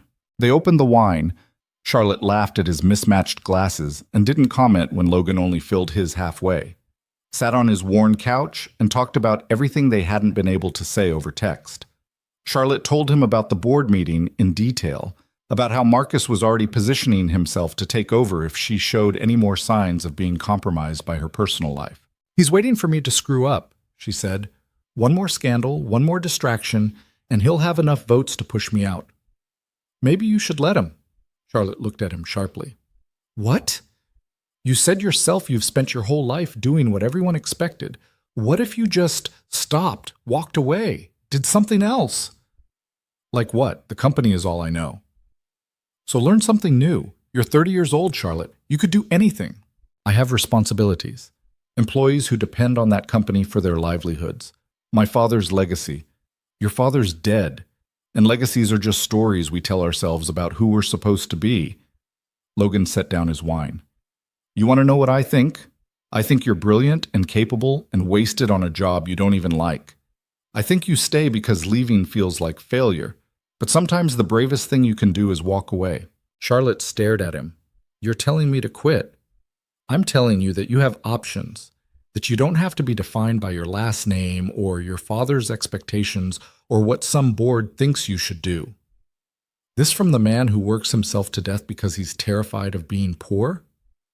Yeah, exactly. I know what it's like to be trapped by fear, and I don't want that for you. Charlotte laughed, but it sounded watery. We're quite a pair, aren't we? Both scared of different things, but ending up in the same place. Where's that? Alone. Until we weren't. Logan pulled her closer, and Charlotte curled into his side like she belonged there. They sat in comfortable silence for a while, the city noise filtering through the thin walls, someone's TV too loud, a couple arguing in Spanish, the constant background hum of other people's lives intersecting with theirs. Emma's room, Charlotte said suddenly. Can I see it? Logan hesitated, then nodded, led her down the short hallway to the tiny bedroom. Emma was asleep, breathing softly, Mr. Trunks clutched tight. Charlotte stood in the doorway for a long moment, just watching. She's beautiful, Charlotte whispered. Yeah, she is. She looks like you, same eyes. Everyone says that. Charlotte turned to look at him, and her expression was soft in the dim hallway light. You're a good father, Logan. I know I've said it before, but I need you to really hear it. What you've built here, the life you've given her, it's remarkable. It's barely enough. It's love. That's more than enough. They went back to the living room. Charlotte asked to see photos, and Logan showed her his phone. 3 years of Emma growing up in snapshots. First steps, first day of daycare, endless pictures of her holding various rocks and sticks and treasures only a 4-year-old could appreciate. I want to meet her, Charlotte said. Officially. Not as the CEO or some random person, as whatever I am to you. Charlotte, I know it's complicated. I know she's your priority, and I don't want to confuse her or make promises we can't keep. But I also can't keep being this separate part of your life. If we're doing this, really doing this, then I need to be part of all of it. Logan's heart was racing. What if it doesn't work out? What if Emma gets attached and then we handle it like adults? We make sure she's okay. We don't just disappear. Charlotte took his hand. I'm not her mother, Logan. I would never try to be. But maybe I could be. I don't know. A friend. Someone who cares about both of you. Logan thought about Emma asking why he was home so much, about her questions about Mrs. Chen saying everyone needs somebody, about all the ways his daughter was growing up learning that family meant just the two of them against the world. Okay, he said finally, but we take it slow. Really slow. As slow as you need. And if at any point it's too much, if Emma seems uncomfortable, we stop. We reassess. I promise. Charlotte stayed until almost midnight, talking and laughing and existing in Logan's space like she'd always been there. When she finally left, she kissed him at the door, soft and sweet and full of promise. Thank you, she said, for letting me in, for trusting me. Thank you for staying. Logan watched her drive away, then went inside to find Mrs. Chen pretending she hadn't been listening from the kitchen. She's good for you, Mrs. Chen said. I know. Emma will like her. I hope so. She will. Children know good people. Mrs. Chen gathered her knitting. When are you going to introduce them? I don't know. Soon, maybe this weekend. Good.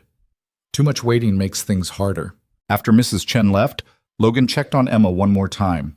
She'd kicked off her blanket, sprawled across the small bed like she owned the world. Logan covered her gently, kissed her forehead. Things are changing, Em, he whispered. I hope you're ready. Emma stirred, mumbled something about frogs, went back to sleep. Logan lay in his own bed staring at the ceiling, thinking about Charlotte in his apartment, about her meeting Emma, about all the ways this could go right or catastrophically wrong. His phone buzzed. Charlotte, I had a really good time tonight. Logan, me too. Charlotte, your apartment is perfect. Emma's room is perfect. You're perfect. Logan, I'm definitely not perfect. Charlotte. Perfect for me then. Logan smiled in the dark. Logan. Saturday. Lincoln Park. There's a playground Emma loves. We could meet there. Casual. Just 2 adults and a kid at a park. Charlotte. I'd love that. Logan. Fair warning, she's obsessed with frogs right now. You're going to hear a lot about frogs.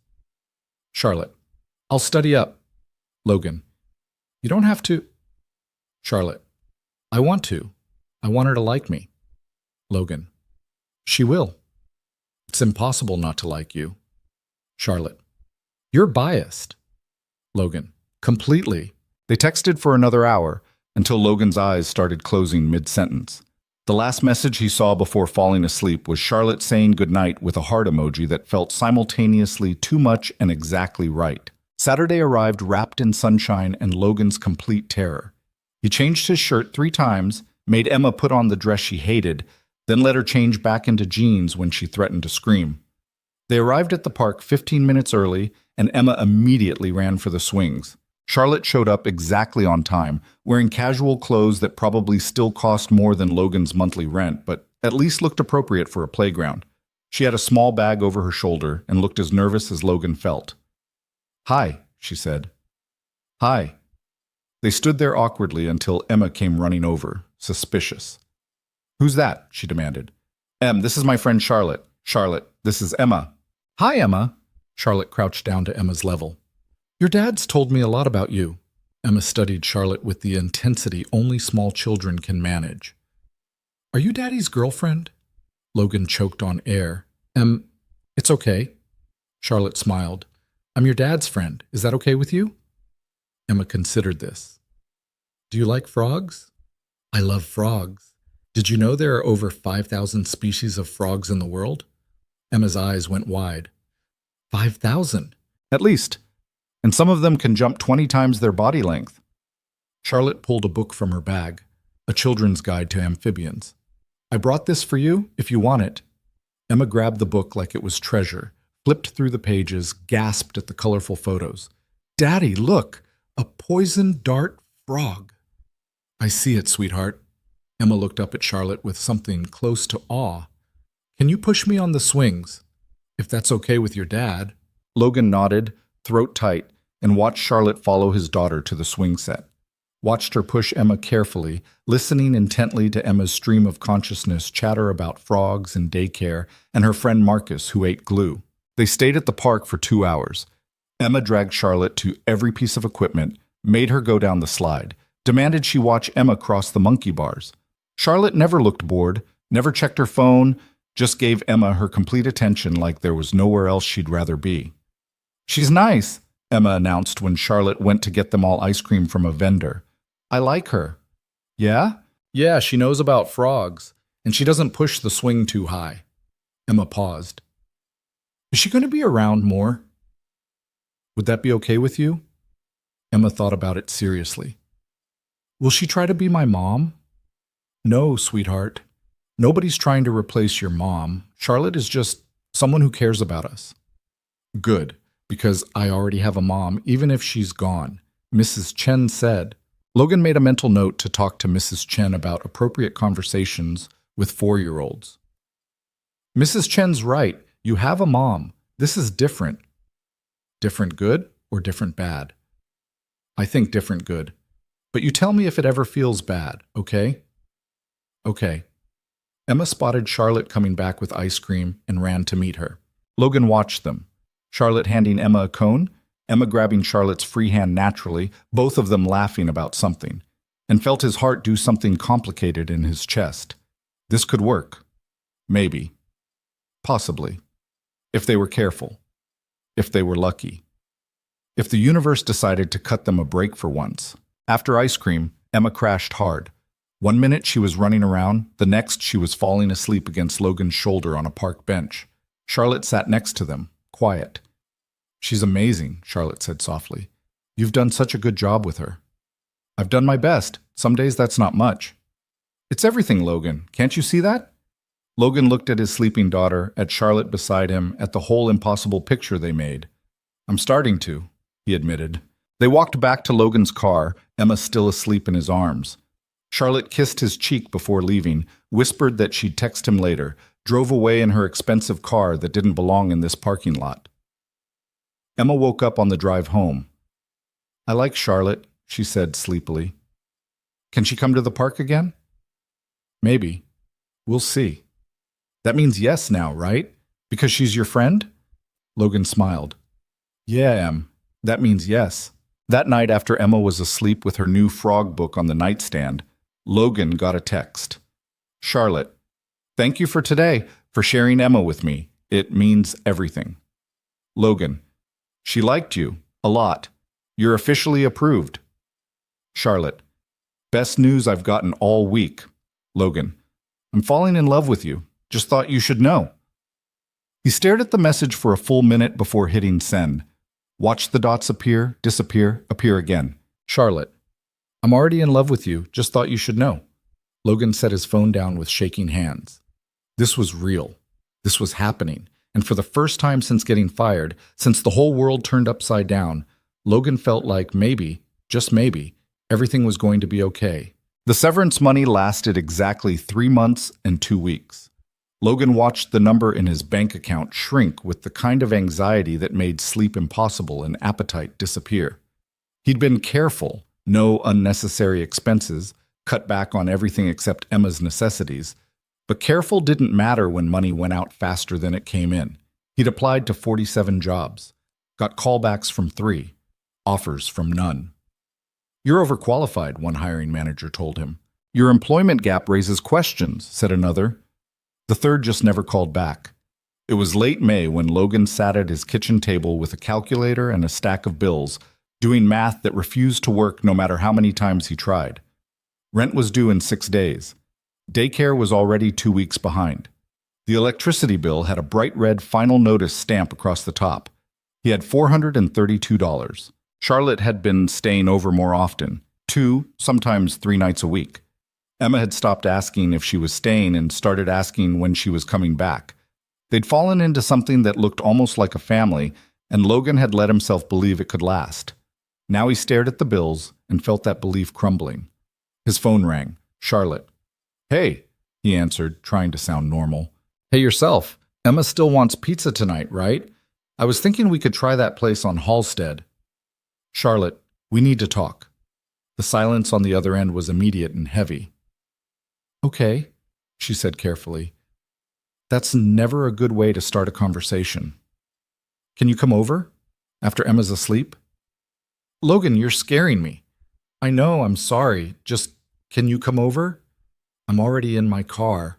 She arrived 20 minutes later looking terrified. Logan had sent Emma to Mrs. Chen's apartment with her overnight bag and a promise of dumplings for dinner. The apartment felt too empty without her. "What's wrong?" Charlotte asked the second she walked in. "Is it Emma? Are you sick? Did something—" "I'm broke." Logan said it flat, no inflection. "The severance ran out. I can't make rent. I'm about to lose the apartment." Charlotte stared at him. "Why didn't you tell me?" "Because it's not your problem." "Not my— Logan, we've been together for 3 months. I'm in love with you. How is this not my problem?" "Because I need to handle my own life. I can't just—" Logan gestured helplessly. "I can't be the guy who needs you to rescue him financially. That's not who I want to be." "So instead you're the guy who hides when things get hard? That's better?" "It's honest." Charlotte laughed, but there was no humor in it. "No, it's not. Honest would be telling me you were struggling, asking for help. This is pride, Logan, and pride is going to get you and Emma evicted." "I'll figure something out." "How? You've been looking for months. The jobs aren't there." Charlotte pulled out her phone. "I can cover your rent, your bills, whatever you need until you find something." "No." "Why not?" "Because then what am I? Your kept man? The broke boyfriend living off your money? You'd be my partner who's going through a rough patch and letting me help. That's what people do when they love each other." Logan shook his head. "You don't understand. You've never been poor, never had to choose between feeding your kid and paying rent. Money is just, it's numbers to you. But to me, it's everything. It's safety, it's stability. It's the difference between Emma having a home or living in my car." Charlotte's face went pale. "Is that really a possibility? The car?" "I don't know. Maybe. I've been looking at shelters, at programs. Stop. Charlotte crossed to him, grabbed his shoulders. Listen to me. You are not taking Emma to a shelter. You're not living in your car. That's not happening. Then what's the alternative? Take your money and feel like shit about myself every single day? The alternative is you let me love you. Let me be part of this. Stop treating me like I'm some outsider who doesn't get to share the hard parts. Logan pulled away from her. This is different. This isn't sharing. This is you saving me because I failed. You didn't fail. The economy failed. Your company failed. A system that pays maintenance workers poverty, wages failed. But you're still here, still trying, still taking care of your daughter. That's not failure. It feels like failure. I know. Charlotte's voice softened. But it's not. And I need you to trust me enough to let me help. Not as a rich person helping a poor person. As someone who loves you helping someone she loves. Logan wanted to argue. Wanted to hold on to his pride and his independence and all the walls he'd built to keep himself from needing anyone. But looking at Charlotte, at the woman who'd fought her board for him, who read frog books to his daughter, who showed up at his apartment in the middle of a Wednesday just because he asked, he couldn't find the words. I don't know how, he admitted. How to let you help without losing myself. Then we figure it out together, but Logan, you have to let me in. All the way in, not just the good parts, the scary parts too. Logan sank onto the couch, head in his hands. I'm terrified. Of losing everything. Of Emma getting hurt. Of you waking up one day and realizing this is too hard. Charlotte sat beside him, took his hand. I'm terrified too. Of screwing this up, of not being enough. Of you deciding I'm just some rich girl who doesn't understand real problems. She squeezed his fingers. But I'd rather be terrified together than alone. Wouldn't you? Logan looked at her. Really looked at her. And saw his own fear reflected back. She wasn't perfect. Wasn't some untouchable CEO who had all the answers. She was just Charlotte, scared and hopeful and trying to figure out how to love someone when love meant something bigger than she'd ever imagined. Okay, he said quietly. Okay? Help me, but on my terms, alone, not a gift. I pay you back when I find work. Charlotte nodded. Okay. We can do that. And I keep looking for jobs. This isn't permanent. Agreed. And you can't tell anyone about this. Not your friends, not anyone at the company. This stays between us. Logan, please. I need that. I need some dignity in this. Charlotte looked like she wanted to argue, but she nodded. Okay. Between us. Logan felt something in his chest unclench. I'm sorry. For not telling you sooner, for being too proud to ask. I'm sorry for pushing, for not understanding how hard this is for you. They sat in silence for a while, hands linked, trying to navigate this new territory between them. I have an idea, Charlotte said finally, but you're probably going to hate it. Great start. What if you worked for me? Not at Sterling Vale, somewhere else. I've been thinking about starting something new. Something that actually means something. And I could use someone who understands buildings, maintenance, operations. Logan pulled his hand back. Charlotte, hear me out. It would be a real job, real salary. You'd earn it. But it would also be flexible enough that you could be there for Emma. No night shifts, no choosing between work and being a father. What kind of business? I don't know yet. That's the problem. I've spent my whole life in finance, doing what my father wanted. But I keep thinking about what you said about having options, about not being defined by expectations. Charlotte leaned forward. I want to build something that actually helps people. Affordable housing, maybe. Community development, something real. That sounds expensive. I have money, Logan. More money than I'll ever spend. Money my father left me that's just sitting in accounts collecting interest. Why not use it for something that matters? Logan wanted to say no. Wanted to keep the walls up, keep their lives separate. But the truth was, he was desperate, and Charlotte was offering him something more than money. She was offering partnership, purpose, a way forward that didn't involve charity or shame. I need to think about it, he said. Take all the time you need. But in the meantime, the rent, the bills, I'll transfer money tonight. We'll call it a loan. You can pay me back whenever. Logan nodded, throat tight. Thank you. Don't thank me. We're in this together now. That's what together means. Charlotte left an hour later, and Logan sat alone in his apartment, feeling like he'd just stepped off a cliff without knowing if there was ground below or just more falling. His phone buzzed. A bank notification. Charlotte had transferred $15,000. Logan stared at the number until it blurred. 15,000.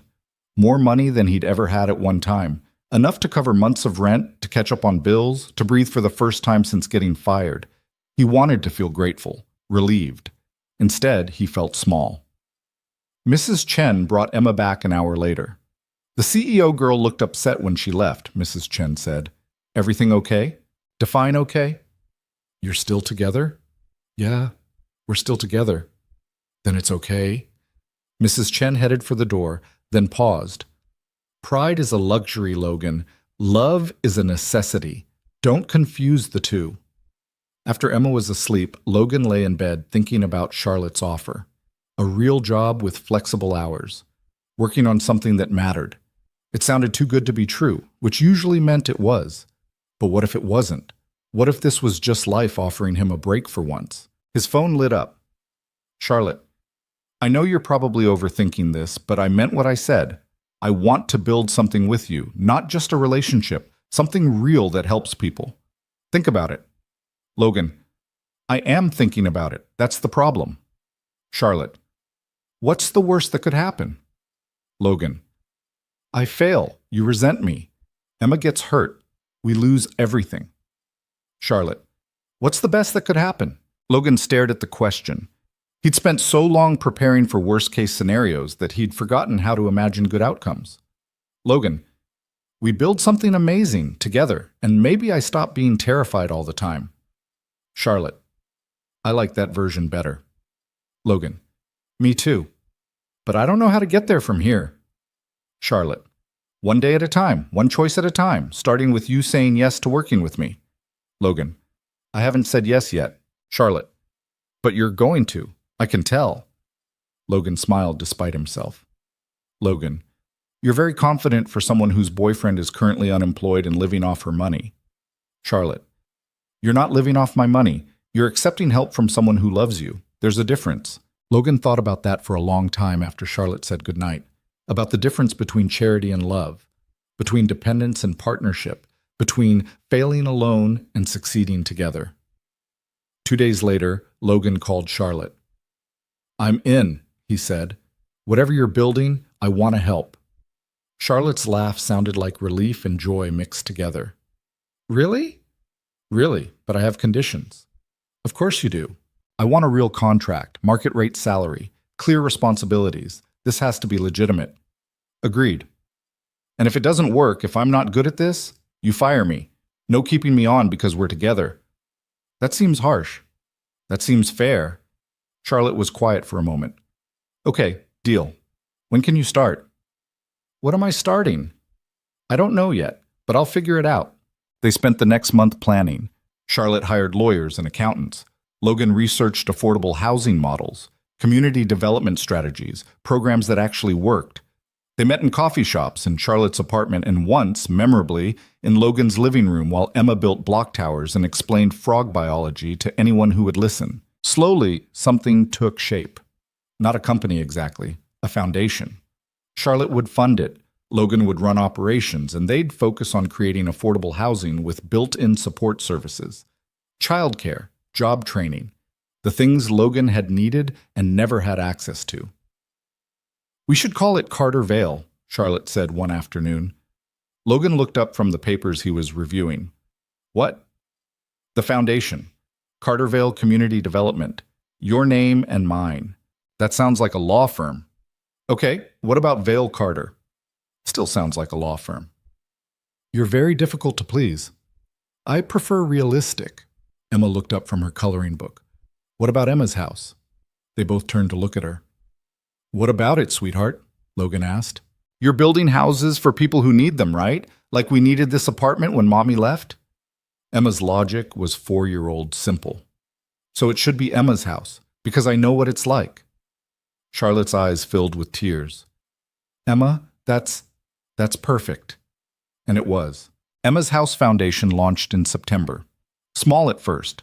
1 building, 12 units, families who'd been living in shelters or cars or doubled up with relatives. Logan interviewed every family personally, remembered what it felt like to be desperate and scared and hoping someone would take a chance on you. Charlotte handled the money, the legal work, the parts Logan didn't understand. But the day-to-day, the maintenance, the support services, the actual work of building community, that was Logan's. He was good at it, better than good. He understood what these families needed because he'd needed it himself. Understood that sometimes the difference between making it and falling apart was someone who believed in you. Marcus Webb tried to block the foundation, told the Sterling Vale board that Charlotte was wasting company resources on vanity projects. But Charlotte had been careful.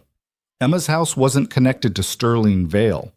It was hers, funded by her inheritance, beyond his reach. The board forced her out anyway. It happened in November, 6 months after Logan got fired. Charlotte came home to Logan's apartment. She'd been staying there more than her own place lately and collapsed on the couch. "They voted me out," she said, "effective immediately. Marcus is CEO." Logan sat beside her. "Are you okay?" "I don't know. I should be devastated. My father's company, his legacy, it's gone." But I feel," Charlotte laughed, "relieved. Is that crazy? I lost everything my father built and I feel relieved." "It's not crazy. It wasn't yours. It was his. Now you get to build something that's actually yours." Charlotte leaned against Logan's shoulder. "Ours. Emma's house is ours." "Okay, ours." Emma wandered in from her room, climbed onto Charlotte's lap without asking. She did that now, treated Charlotte like permanent furniture, someone who belonged. "Are you sad?" Emma asked. "A little," Charlotte admitted. "Daddy says it's okay to be sad sometimes, that feelings don't have to make sense." Charlotte smiled. "Your daddy's a smart man." "I know. He knows everything about buildings." Emma paused. "Are you going to live here now, since you don't have to go to your office anymore?" Logan's heart stopped. They'd been dancing around that question for weeks. Charlotte spent most nights here, had a drawer in his dresser and a toothbrush in the bathroom, but officially moving in felt like a huge step. Charlotte looked at Logan. "Would that be okay with you?" "Em, can you give us a minute?" Logan said. Emma huffed but wandered back to her room. "I don't want you to move in because you lost your job," Logan said quietly. "I want you to move in because you want to be here." "I do want to be here. I want to wake up next to you every morning. I want to help Emma with her homework and argue about what to have for dinner and do all the boring domestic things I never thought I'd care about." Charlotte took his hand. "But only if you want that too." Logan thought about his life a year ago. Working nights, barely surviving, so lonely he'd forgotten what it felt like to want something for himself. Thought about Charlotte asking why he wouldn't look at her, about elevator conversations in Vietnamese restaurants and all the moments that had led here. "Yeah," he said. "I want that." "Yeah?" "Yeah." Charlotte kissed him, and Emma cheered from her bedroom, even though she wasn't supposed to be listening. They got married the following winter. Nothing fancy. Logan couldn't afford fancy, and Charlotte didn't want it. Just a small ceremony at a community center, the kind of place Emma's house families used for gatherings. Mrs. Chen cried through the whole thing. Emma was the flower girl and took her job so seriously she counted every petal she dropped. Charlotte wore a simple white dress that probably still cost more than most people's rent, but looked perfect on her. Logan wore a suit he'd bought from a thrift store and had tailored to fit. They exchanged vows they'd written themselves, promises about showing up, about being honest, about loving each other through the scary parts. "I promise to let you help me," Logan said, and Charlotte laughed through tears. "I promise to let you be proud," Charlotte said, and Logan's throat went tight. When they kissed, Emma cheered and Mrs. Chen cried harder, and Logan felt something settle in his chest, something that felt like home. The reception was in the same community center. Cheap wine and grocery store cake, and a playlist Charlotte made of songs that meant something to them. They danced in a room full of people who'd become family. Emma's house residents, Mrs. Chen and her daughter, a few of Charlotte's friends who'd stuck around after she left Sterling Vale. Logan held his wife, and thought about how far they'd come from that first night when she asked why he wouldn't look at her. "What are you thinking about?" Charlotte asked. "That I'm glad I finally looked." "Me too." Emma's house grew. One building became 3, then 5. They expanded into job training, childcare, mental health services. Charlotte was brilliant at fundraising. She understood rich people, knew how to make them care about poverty without feeling threatened by it. Logan was brilliant at implementation. He understood what actually helped versus what just sounded good on paper. Together, they built something that mattered. Emma grew up surrounded by families rebuilding their lives. Learned early that home wasn't about money or size or having everything perfect. Learned that sometimes the bravest thing you could do was ask for help. That love looked like showing up, especially when things were hard. On her 8th birthday, Emma asked if she could volunteer at the foundation. "You're 8, Logan said. What kind of volunteering? I could read to the little kids or help with homework. I'm really good at reading now." Charlotte smiled. "I think that's a wonderful idea." So Emma started reading to toddlers in the childcare center every Saturday, started understanding in the way only children who've lived through struggle can, what it meant to give back. Logan watched his daughter help a 3-year-old sound out words and felt something in his chest expand. This was what Charlotte had given them, not just money or stability, but purpose, a way to turn pain into something useful. "She's going to change the world," Charlotte said, standing beside him. "She already is." That night, after Emma was asleep in the bedroom that was actually big enough for her now, they'd moved to a better apartment a year after getting married, Logan and Charlotte sat on their balcony watching the city. "Do you ever regret it?" Logan asked. "Giving up Sterling Vale? All that power and money?" Charlotte thought about it. "Sometimes I miss the challenge. But then I come home to you and Emma and the work we're doing, and I remember why I left. My father spent his whole life building something impressive. I'd rather build something important." Emma's house is both. Maybe. But even if it wasn't, I'd still choose this. Choose you. Logan pulled her close. "I love you. I love you too." They sat in comfortable silence, watching Chicago sprawl out below them. Somewhere in the city, families were struggling the way Logan had struggled. Somewhere, someone was working 3 jobs and still not making rent. Somewhere, a single parent was lying awake wondering how to keep their kids safe. Emma's house couldn't save everyone, couldn't fix a system built to keep people poor, but it could help some people.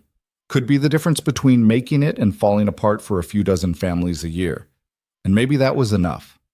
Maybe enough was all anyone could ask for. Logan thought about the scared, exhausted man he'd been a year ago. Thought about avoiding Charlotte's eyes, about working until he broke, about believing he had to do everything alone. That man felt like a stranger now. "Thank you," he said quietly. "For what?" "For not giving up on me, even when I was being stubborn and proud and impossible. Thank you for letting me in, even when it was terrifying." They went inside eventually, checked on Emma one last time. She was sprawled across her bed with 3 library books and Mr. Trunks, and went to bed in the room they shared. The life they'd built together. It wasn't perfect. Money was still tight sometimes. Emma's house required constant fundraising, constant work. They argued about finances, about Emma's education, about all the normal things couples argued about. But they showed up for each other. Every day, even the hard days, they showed up.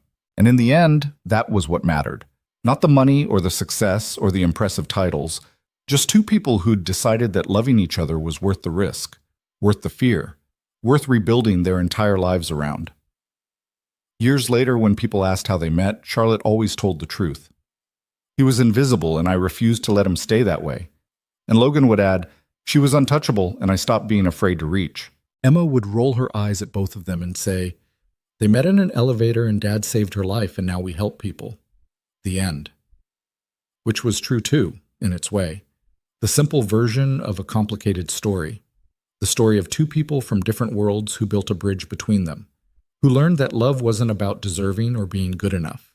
It was about showing up, being honest, letting yourself need someone and letting them need you back. It was about looking at someone, really looking, and deciding they were worth the risk of everything falling apart.